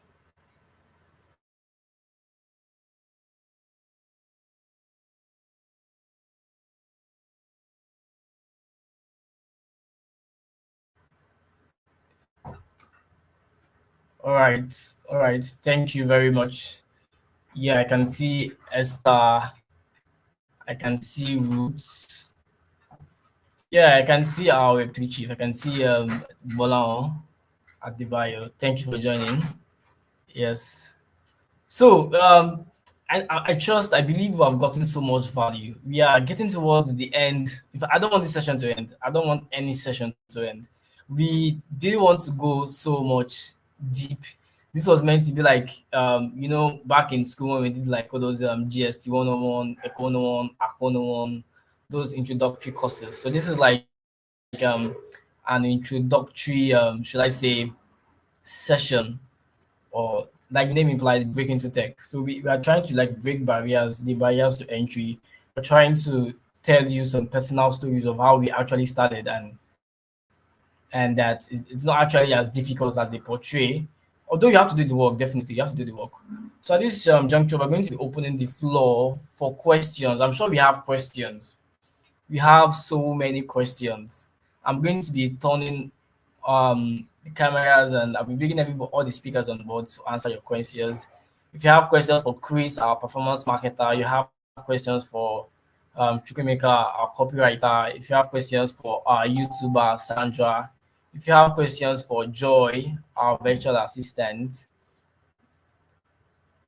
you can write your questions so I will respond to your questions now. Yeah, so I'm bringing everybody back on board. Where's Chris? Okay, yeah, yeah, everybody's here.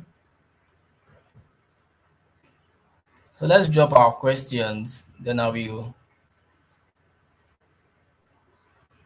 Yes, I can see someone very special. Thank you very much. Okay. Yes, let's keep asking the questions. So we have one question for Sandra. Former Chimaka is asking, what is RPM? So this question is for Sandra, our YouTuber. What is RPM? So over to you, Sandra.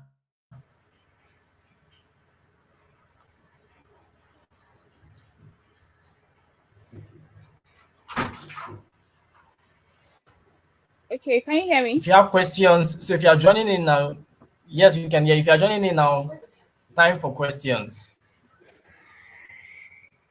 Yes, Okay, so go on, Sandra. um you can check online, Shabo. I can't remember what each word stands for, but basically RPM is how much brands are willing to pay for viewers from a certain country. Let me give an instance. Let's say you live in the United States and I live in Nigeria. If you watch my video from the United States, brands are targeting those countries more. So brands are paying more for those viewers. So if you from the United States watch my video, they could give the content creator like $5 for just that one view. But if me from Nigeria watch that video, they could give the creator like a couple of cents for that video. So RPM basically just means like how much revenue is coming from certain views from certain countries. If that's clear.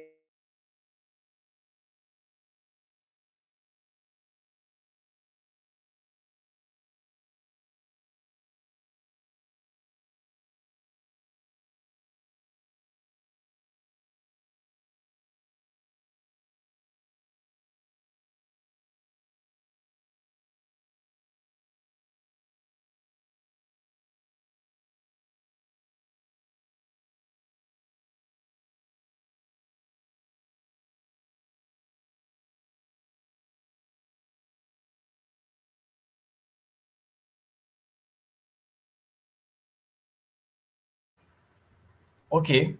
So Amaka is asking, what are some entry level tech skills one can learn?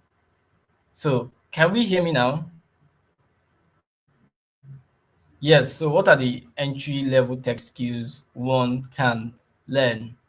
So, I think I will start by saying it depends on your background, but not 100%. I will actually advise that you actually start from your background, from where, for example, I have a background in architecture. I have a degree in architecture.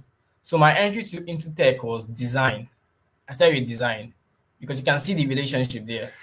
I started with graphic design, designing flyers, becoming a graphic designer before I scaled on to become a brand identity designer. So I started with a broad, how do I put it, a broad environment, graphic design. So under graphic design, we have different department under graphic and visual design. So I started to niche down because I like solving problems, and that was what I was trained to do in architecture school. We solve problems, we take client brief, and brand design was about not just designing visuals, but also the messaging, the tone, the vibe of the brand, the perception of the brand. So I went on to start brand design, and before I later became a branding and marketing strategist. So for the first course I took on tech was actually digital marketing. Not even like my first break into tech was Google digital marketing program. So with my background in design and marketing, I decided to double down on branding and marketing. So there are various skill sets you can do. You can start with writing. You can start with running. Like Chris's story, he started as a copywriter. Then when you grow, when you keep on trying, keep on testing, you actually find out where maybe your strength is. Or maybe you can decide to say, okay, this one is actually paying more. Let me just go to this one. Or maybe it might be passion. So you might be motivated by passion or by money or by maybe passion interests, or maybe the barrier to entry. For example, it's the barrier to entry to learn to be a software developer is more steeper compared to graphic design than the steep jobs when you talk about data analysis or data science, even though that has a more learning curve than graphic design. So it actually depends on your background will help you, but it does not limit you. One of our speakers, Joy, she has a background in biochemistry, I believe, but she's a VA. So your background will not limit you, but your background can be like a stepping path for you. Yeah. So okay, any more questions? Let's keep dropping our questions.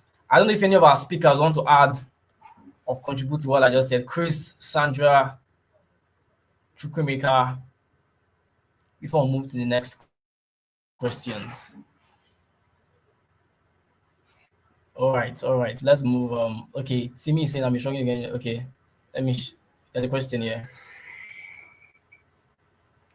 I have been Um, struggling to get jobs as a content writer. How can I get offers, or should I keep trying? Timmy is asking this.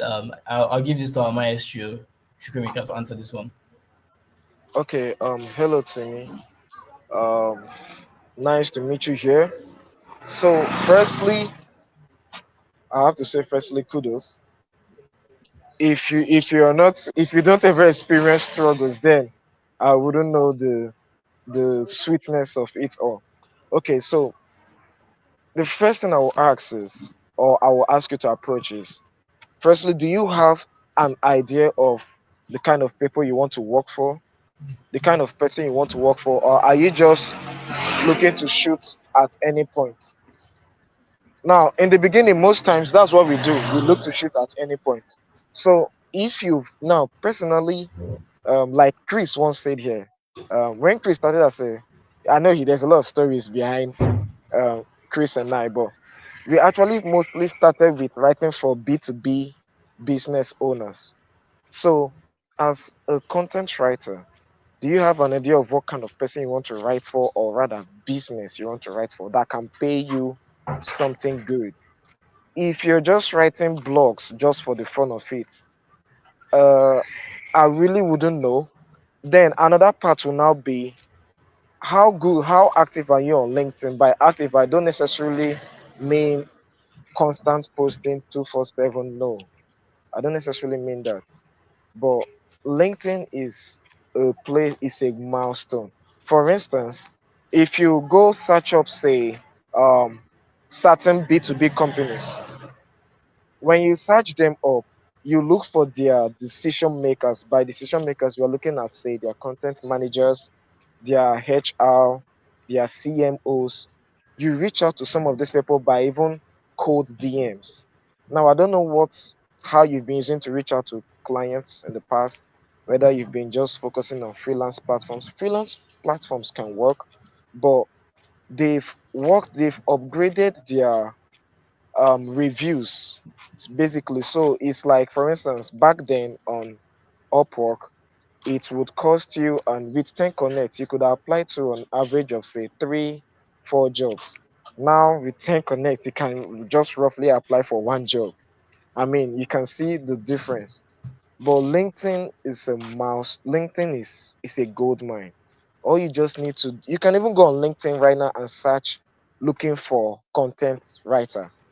Just search it as a text, and you'll be surprised what you will see for the past, if you put it in the past 7 days or past week or so. And about, for content writers, they want to see, what mostly they want to see is your portfolios, and mostly your portfolios and so your portfolios and a cover letter so far. So I don't know if you can still hear me. I don't know if I was able to answer to the best of your Yeah, you know thank but you. yeah, basically that's that.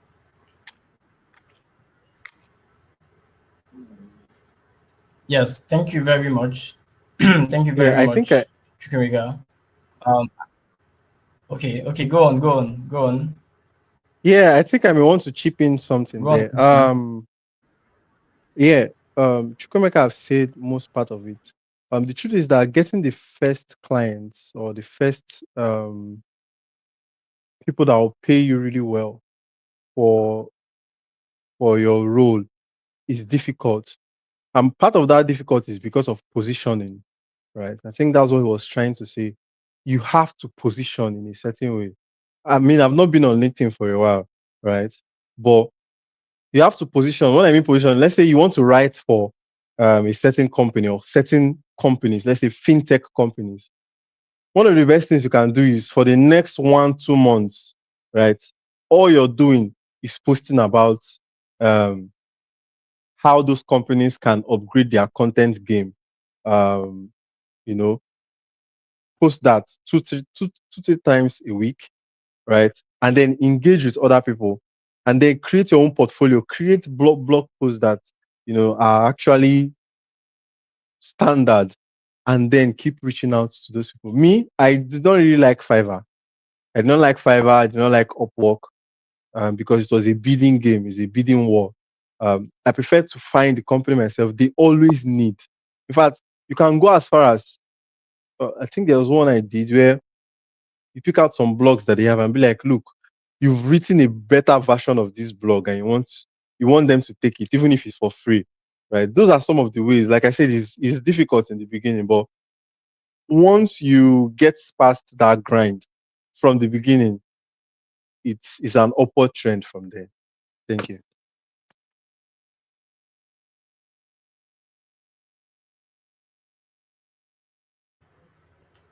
Thank you very much, Chris. Thank you very much. Okay, I'm trying to look at the comment. Okay, yeah, Timmy, I guess that should be your full name, Timmy. So the next question. So let's keep dropping our questions. I don't know. We need to check. Let me check LinkedIn if we have questions too for us, because we're streaming both live on YouTube and LinkedIn as well. So the next question from Shamaka again. She said you mentioned, I think Joy said this part, granting us access to some resources that can guide us. Please, how do we get them? Yes. So before the end of this session, by the time I start talking about personal branding, that's going to be the next and final session. I'm going to be giving us access. Some of us might already be coming from the community, but I'll be dropping down a link where we can actually join the community, and also I'll be dropping a Google Drive link that will have some of the resources here, maybe slides from our speakers. And if you want to reach out to them, just join our community. They are community members too. And so anytime you're watching us, and if you're watching us 2 years, 1 year, 6 months, 3 months from now, we're going to be leaving a link to for you to join our community, and we're giving you access to those resources and many more. Like I said, this is only like an introductory section. So it's not like the complete package. This is 1.0101. So any more questions?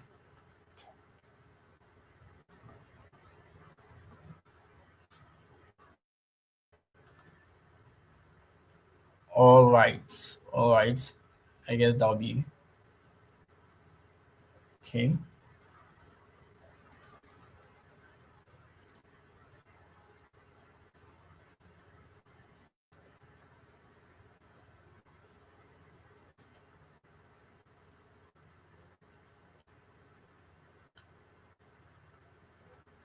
Okay. So I guess that'll be the final questions we have. We'll be moving on to the next session, final session. So we should be done in 15, 20 minutes. We should be done. Yes. So I'll stop sharing the screen and share another screen.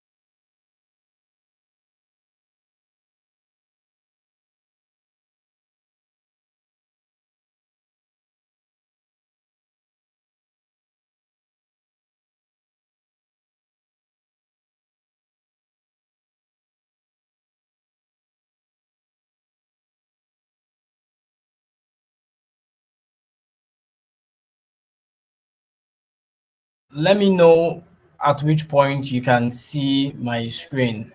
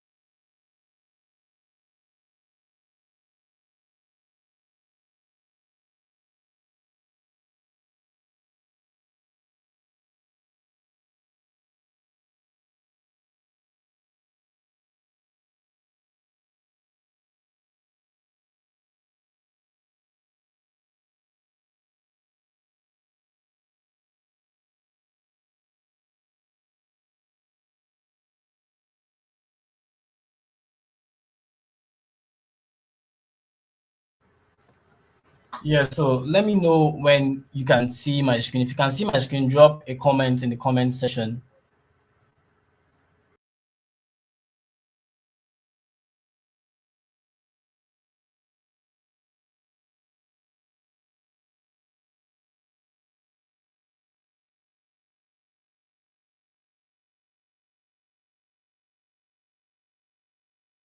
See my screen.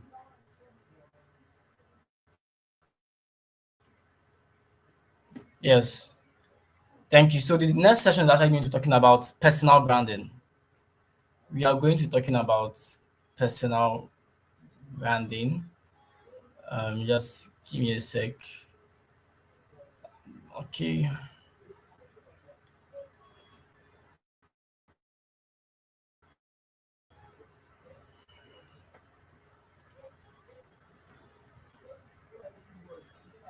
If you can still see my screen, let me know.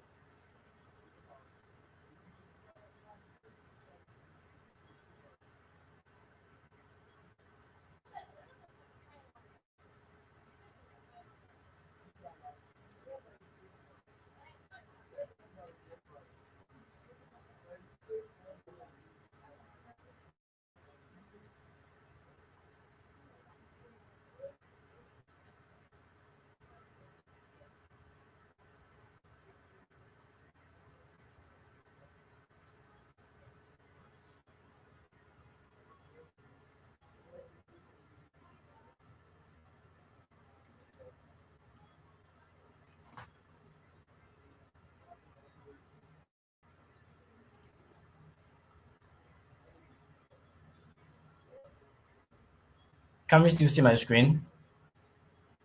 Apologies for the technicalities.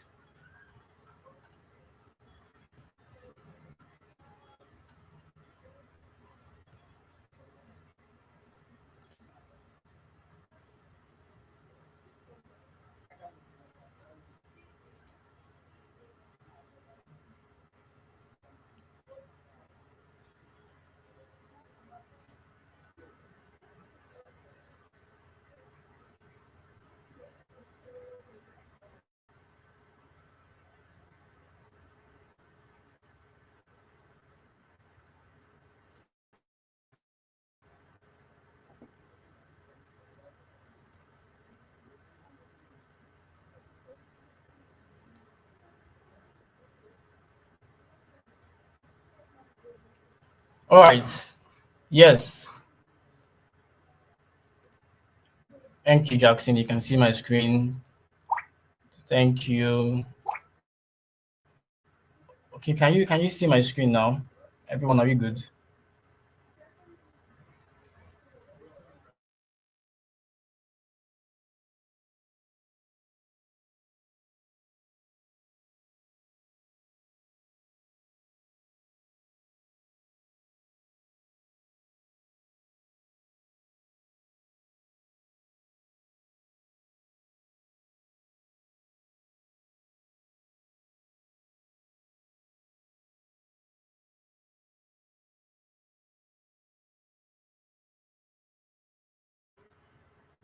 Okay, we are back.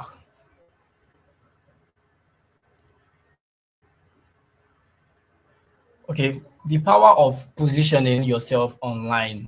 Personal branding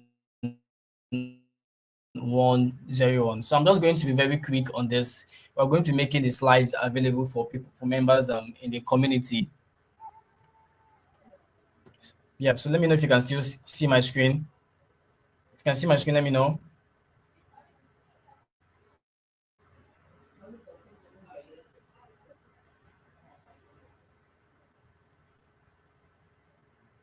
Can we see my screen? Okay, I'm looking at the comment section. Yeah, so first of all, we'll start by, before we go into personal branding, we have to define what branding is itself. Now, branding might be like a buzzword we hear here and there. So branding is simply Branding is simply the process of creating a distinct identity for a business, a person, or a product in the mind of your audience. So there are two, should I say, three important things here. The identity you are creating. Then, are you creating for a business, a person, or a product? Then, the audience. So these three things are very important. Who are you doing this for? What is this for? Then the audience. So at the end of the day, you must know, you must have an identity. There must be an identity you are trying to create. And is this for a person? Is this for a product? Is this for a business? For example, let me use what we know, Apple. So Apple is a business. The person, or should I say the mind behind Apple, Steve Jobs. A product of Apple, let's speak iPhone. The iPhone family. Under the iPhone, we have from the iPhone 5. Actually, I think there should be iPhone 4. Now we have iPhone 16. So there's a business, there's a person, there's a product, and one more thing, an audience. Who are you selling, or who are you displaying for? Who are you portraying yourself to? Who are you putting yourself out there for? Because at the end of the day, you are talking to a particular set in the market. So that is why when we go deep, you understand things like total addressable market, your TAM. In the whole $13 billion real estate market, who is your ideal target market? Are you targeting people interested in luxury? Are you targeting people interested in agriculture for real estate? Or let's say you're a baker. Who is your audience? Are you targeting people that do direct consumers that do birthdays, or are you targeting event planners? So if you're looking at targeting only event plans, you know the type of cakes you're going to be baking. You know your positioning statement. You know your value proposition. So key elements of a brand: the name, logo, messaging, reputation, values. If you say the name Coca-Cola, if you say the name Pepsi, if you say the name Apple, if you say the name iPhone, MTN, we know these brands that have made themselves a name. Something happened a long time ago, I think a couple of decades back. An American had an accident with a Toyota vehicle. I don't know if you know how many of us know the Toyota brand?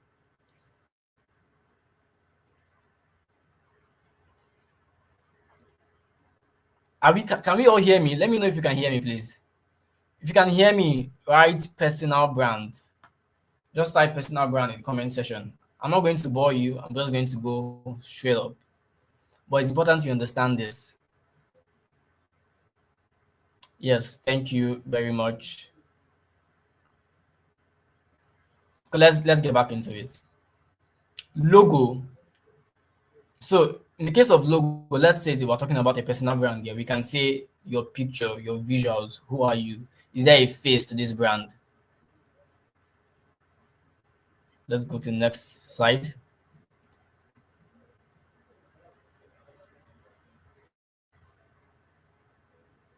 Now, I'm putting two images now in front of us.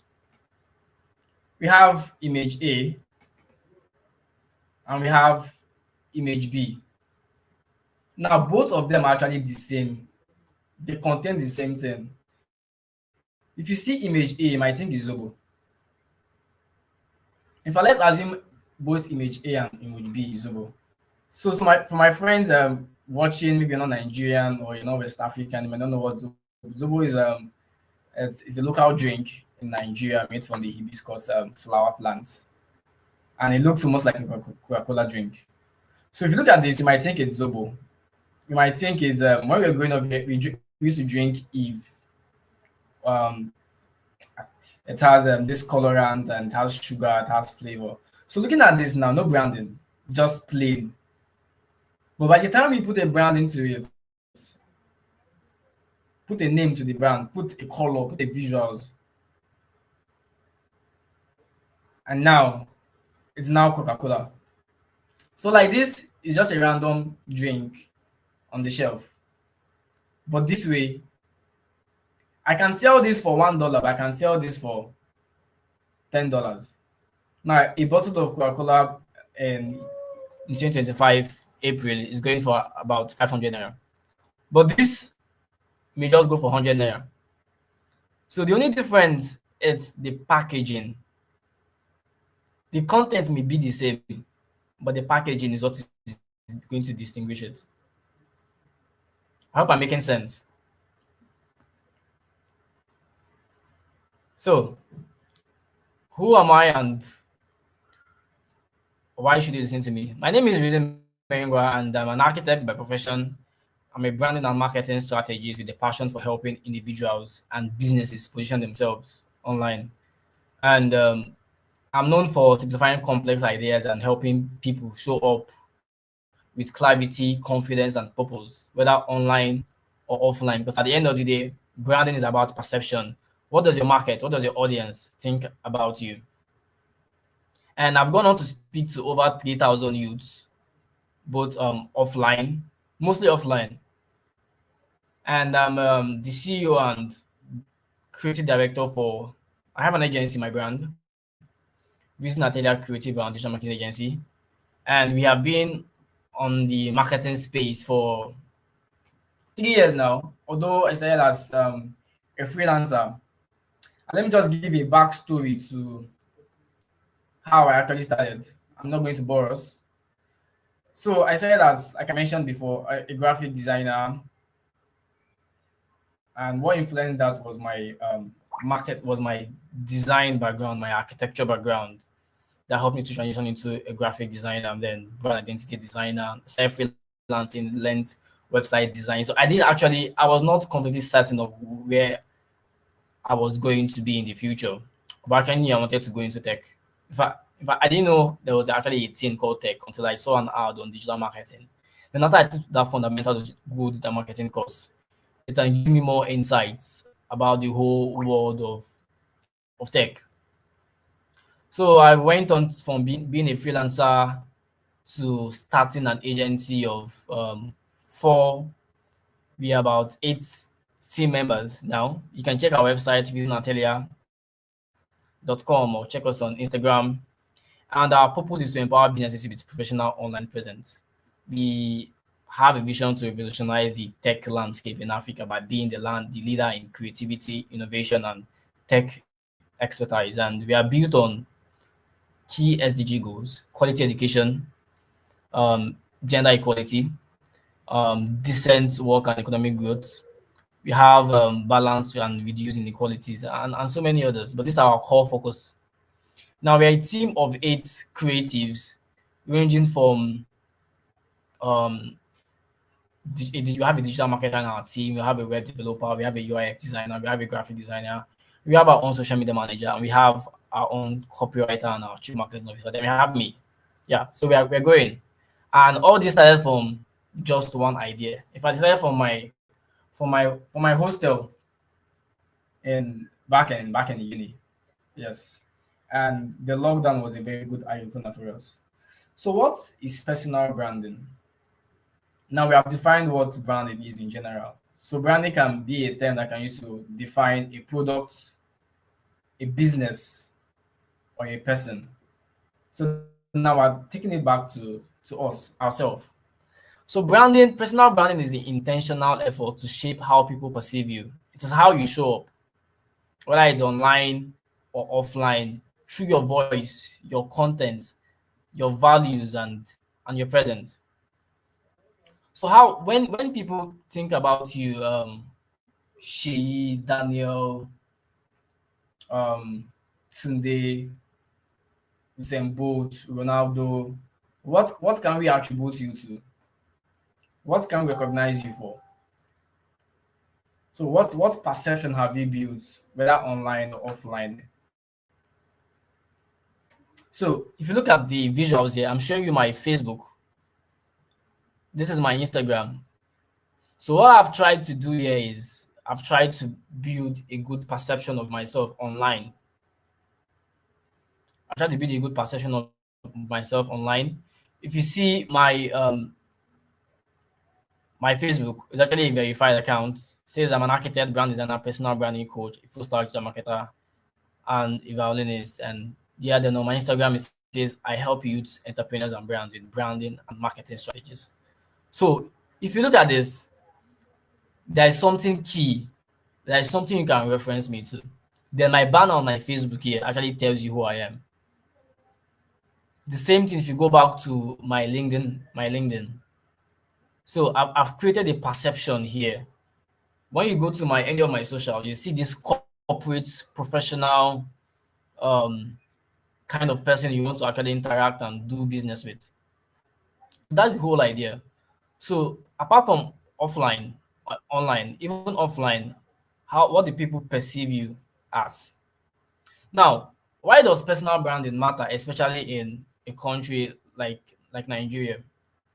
Now, let me take this back home. Now, we have a couple of graduates that are leaving the university system, whether in excuse me, in Nigeria or anywhere in the world. We're graduating millions of people every year, and it's not as if the economy or the government is actually providing more jobs. So at the end of the day, you see that personal brand is actually very important. In today's digital world, employers will actually Google you. Most of the job applications and grant applications I've seen, they will ask you, send your LinkedIn profile, send your Facebook, most especially your LinkedIn. So it tells you that LinkedIn is actually a very important and good platform for us. They'll actually send your LinkedIn link. They would also go as far as also Googling and trying to know more about you. They will check your online presence. What type of content are you making? Even in the bank, there are times in the bank they'll ask you to bring like a newspaper publication. Have you been arrested before? This and that. So you see that every decision, every decision matters. Everything we are doing. So at the end of the day, opportunities come to those who are visible and credible. You have to be what? Visible and credible. The job competition is very stiff. And there's actually a rise in remote jobs, freelancing, online gigs. And at the end of the day, you know that your name is your currency. For example, you see this image, forgive the visual. I was trying to look for a captivating image of, we know this person, Cristiano Ronaldo. He has built, we can't say, maybe he's not the best player in the world anymore, but he has built a name. His name is a currency. When he moved to Juventus from Real Madrid, he literally put the club Juventus on the map. He increased, imagine a player joining a club and they doubled in their social media following. Cristiano Ronaldo is the most followed person in the world, both on social media, and he has this impact he does when it comes to a particular club or any particular business. Today he plays for Saudi Arabia, and that name alone has actually elevated the football industry back there. Imagine one individual that has the capability of influencing government policies. He's a Christian, he's not a Muslim, but he should be like the most famous Muslim in the most famous Christian in the Middle East. Now Saudi Arabia is a Muslim Islam country, but some policies have been changed to accommodate Christianity just because of him. Because there's some things you cannot do, there's some clothes you cannot wear. Let's not stray. This is an introductory session. So let's keep on going. Let's keep on going. So what are the key components of a strong personal brand? Before I move on, I want to know if you are still following me and if you can still hear me. If you can hear me, say branding. Say drop branding on the comment section. Let me know if you can still we are following and we are hearing me.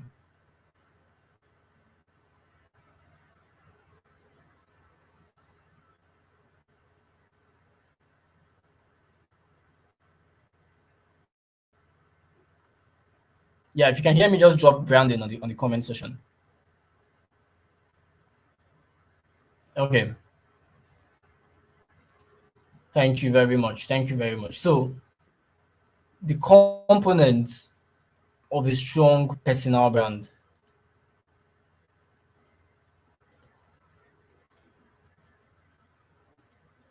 Now, clarity, consistency, content, connection, credibility. Who do people say you are? Look at this quote from Jeff Bezos. Your brand is what people say about you when you're not in the room. When you're not in the room, when you're not in the country, when you're not in the conversation, what can the next person say about you? Who can we reference you to be? And is there clarity in that answer? Are we going to say he's a footballer? No, he's a basketballer. He plays hockey. Or he's an actress, he's an actor. Like, is there clarity? Then consistency. Have you been doing this for this amount of time, and how long have you been doing it? Is there social proof to what you can do? Then content. What's your story? Is there like a background story to how you actually came to this point? Do you have proof? Connection. In fact, from connection, we can talk about networking. Credibility. Have you built trust and you have results? So all this might seem very ambiguous because you're actually just starting out, but you can start from, like one of our speakers started from 0 views, 0 subscribers to over 25K. You actually have to start from somewhere. I'm not going to bore us, but I'm just going to go straight at it. So I've packaged something for us. I'm really going to talk about it. So I have a book or something that can help us. So one of the resources I want to give to us for us to join the wait list is actually I've actually combined and compiled all the information. This book here, Start With You, like, it's a combination of 5 years of working remotely, of building a personal brand, of building about 3 different brands over 5 years. And this book actually contains everything you're going to be needing, at least 99%. So it's actually a personal book, almost like a memoir. And before I go back to this book, let me just show us something. So I was interacting with one client the other day. Now some of our speakers were didn't want to share numbers, but I was also share numbers here. So I was working with a remote client, not a Nigerian, and one of the issues he had was because we were about to build his website, and there was going to be like a payment integration. And this is a Nigerian telling him that he's going to build his website. I'm a Nigerian telling him I'm going to build his website, and you know the mindset and the positioning statement that diaspora and the people abroad has positioned Nigeria to be like, okay, these people are, let me not say scammers, but that's what they think. And I was sent a proposal. We're going to be this website, we're going to work on his brand, integrate payments. At the end of the day, we're going to have access to so many information.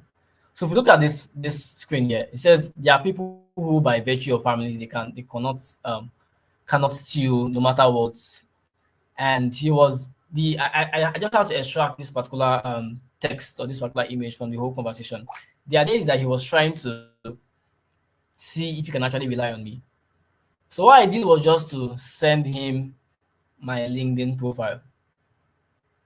And I told him to do what? Do a background check on me and my team. So fast forward to the following week. That was it. He just did his own research. Then we closed the deal. So he did like a half payment. In fact, I found out that this man is not actually like a small person in his industry. I think he was actually in the oil and gas, one of these West African countries. And he does not even have access to his bank account. He has to call someone. And when he called the person, they had to do video call to confirm that. I think it was his bank manager to confirm he wanted to withdraw. And that's how he sent a down payment of 500K for his website project and branding project. From explaining myself, you know when they say you go explain that you no evidence, but I dropped an evidence. After he just looked at me, and that was how. So there are many more stories like that, but I'm not going to bore us. So another example is on LinkedIn. So someone actually reached out to me on LinkedIn if you look at the message here, it says, "Hey, reason we are a design house based in Pune. Pune is in India, and we are very keen on entering different markets. Was hoping to connect and get some guidance and a possible collaboration." So this person just reached out to me because if you remember the last slide, I talked about content, I talked about consistency, I talked about stories. Do you have proof? Is there evidence of what you do? So he reached out to me because of he has seen the type of content I talk about, what I post, my branding, my positioning, and he reached out to me. He wanted to have like a collaboration. This was like his entry into the African market, and he wanted me to collaborate with him. I did not pitch for this partnership. Excuse me. See, he actually came to me and asked for this, and we talked. Then we ended up being on a call the following day. So this is when we had that that call, that conversation. So positioning, perception. Who do people say you are when you are not in the room? So that's going to be all. That's going to be all. I don't want us to exceed this time. I would like I'll open the floor down for questions at this moment.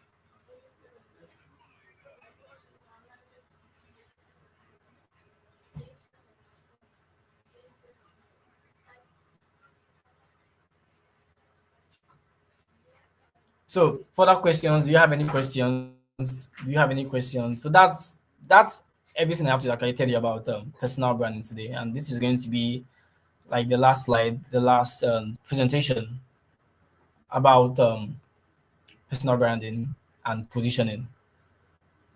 So do we have questions?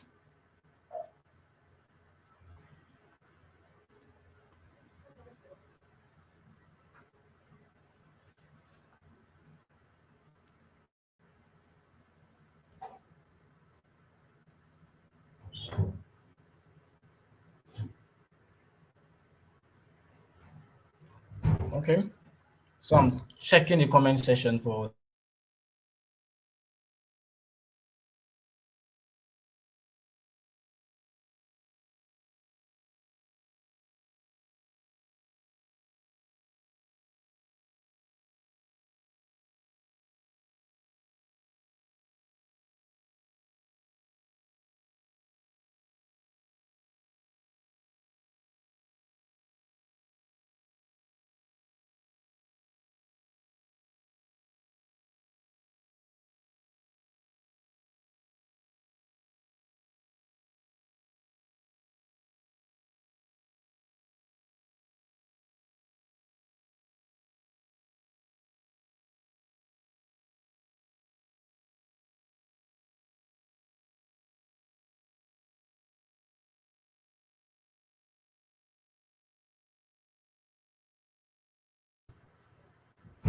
So drop an emoji if you can hear me. Thank you, Esther. Okay, you're welcome, Esther. Thank you.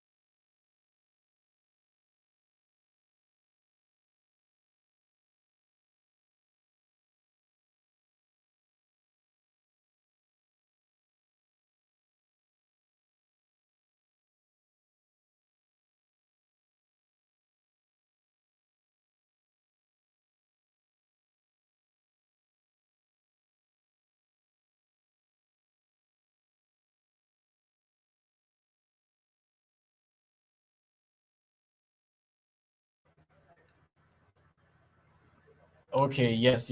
So to, you can actually get access to the book by joining the wait list. I'm going to be dropping the link to join the wait list to get the book.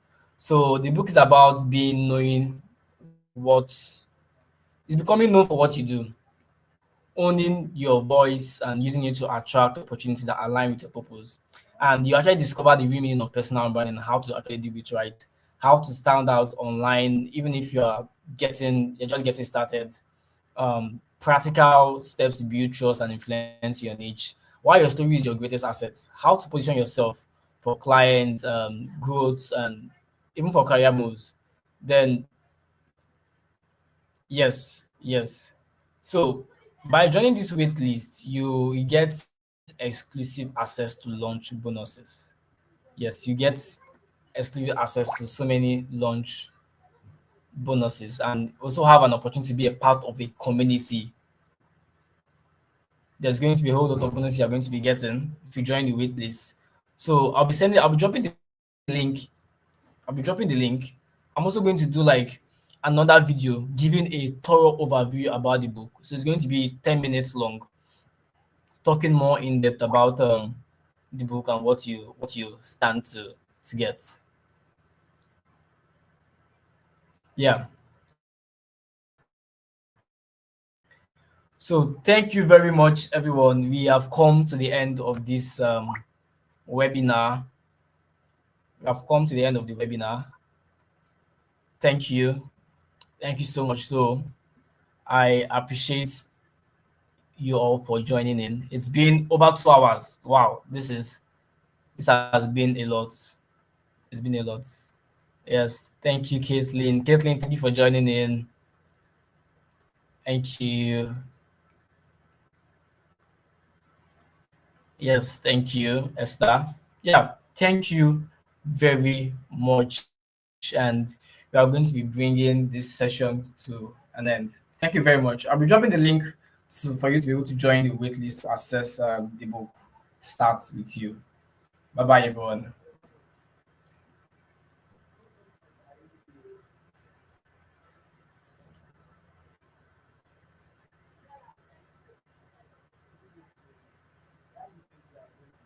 All right, bye everyone. Thank you all so much.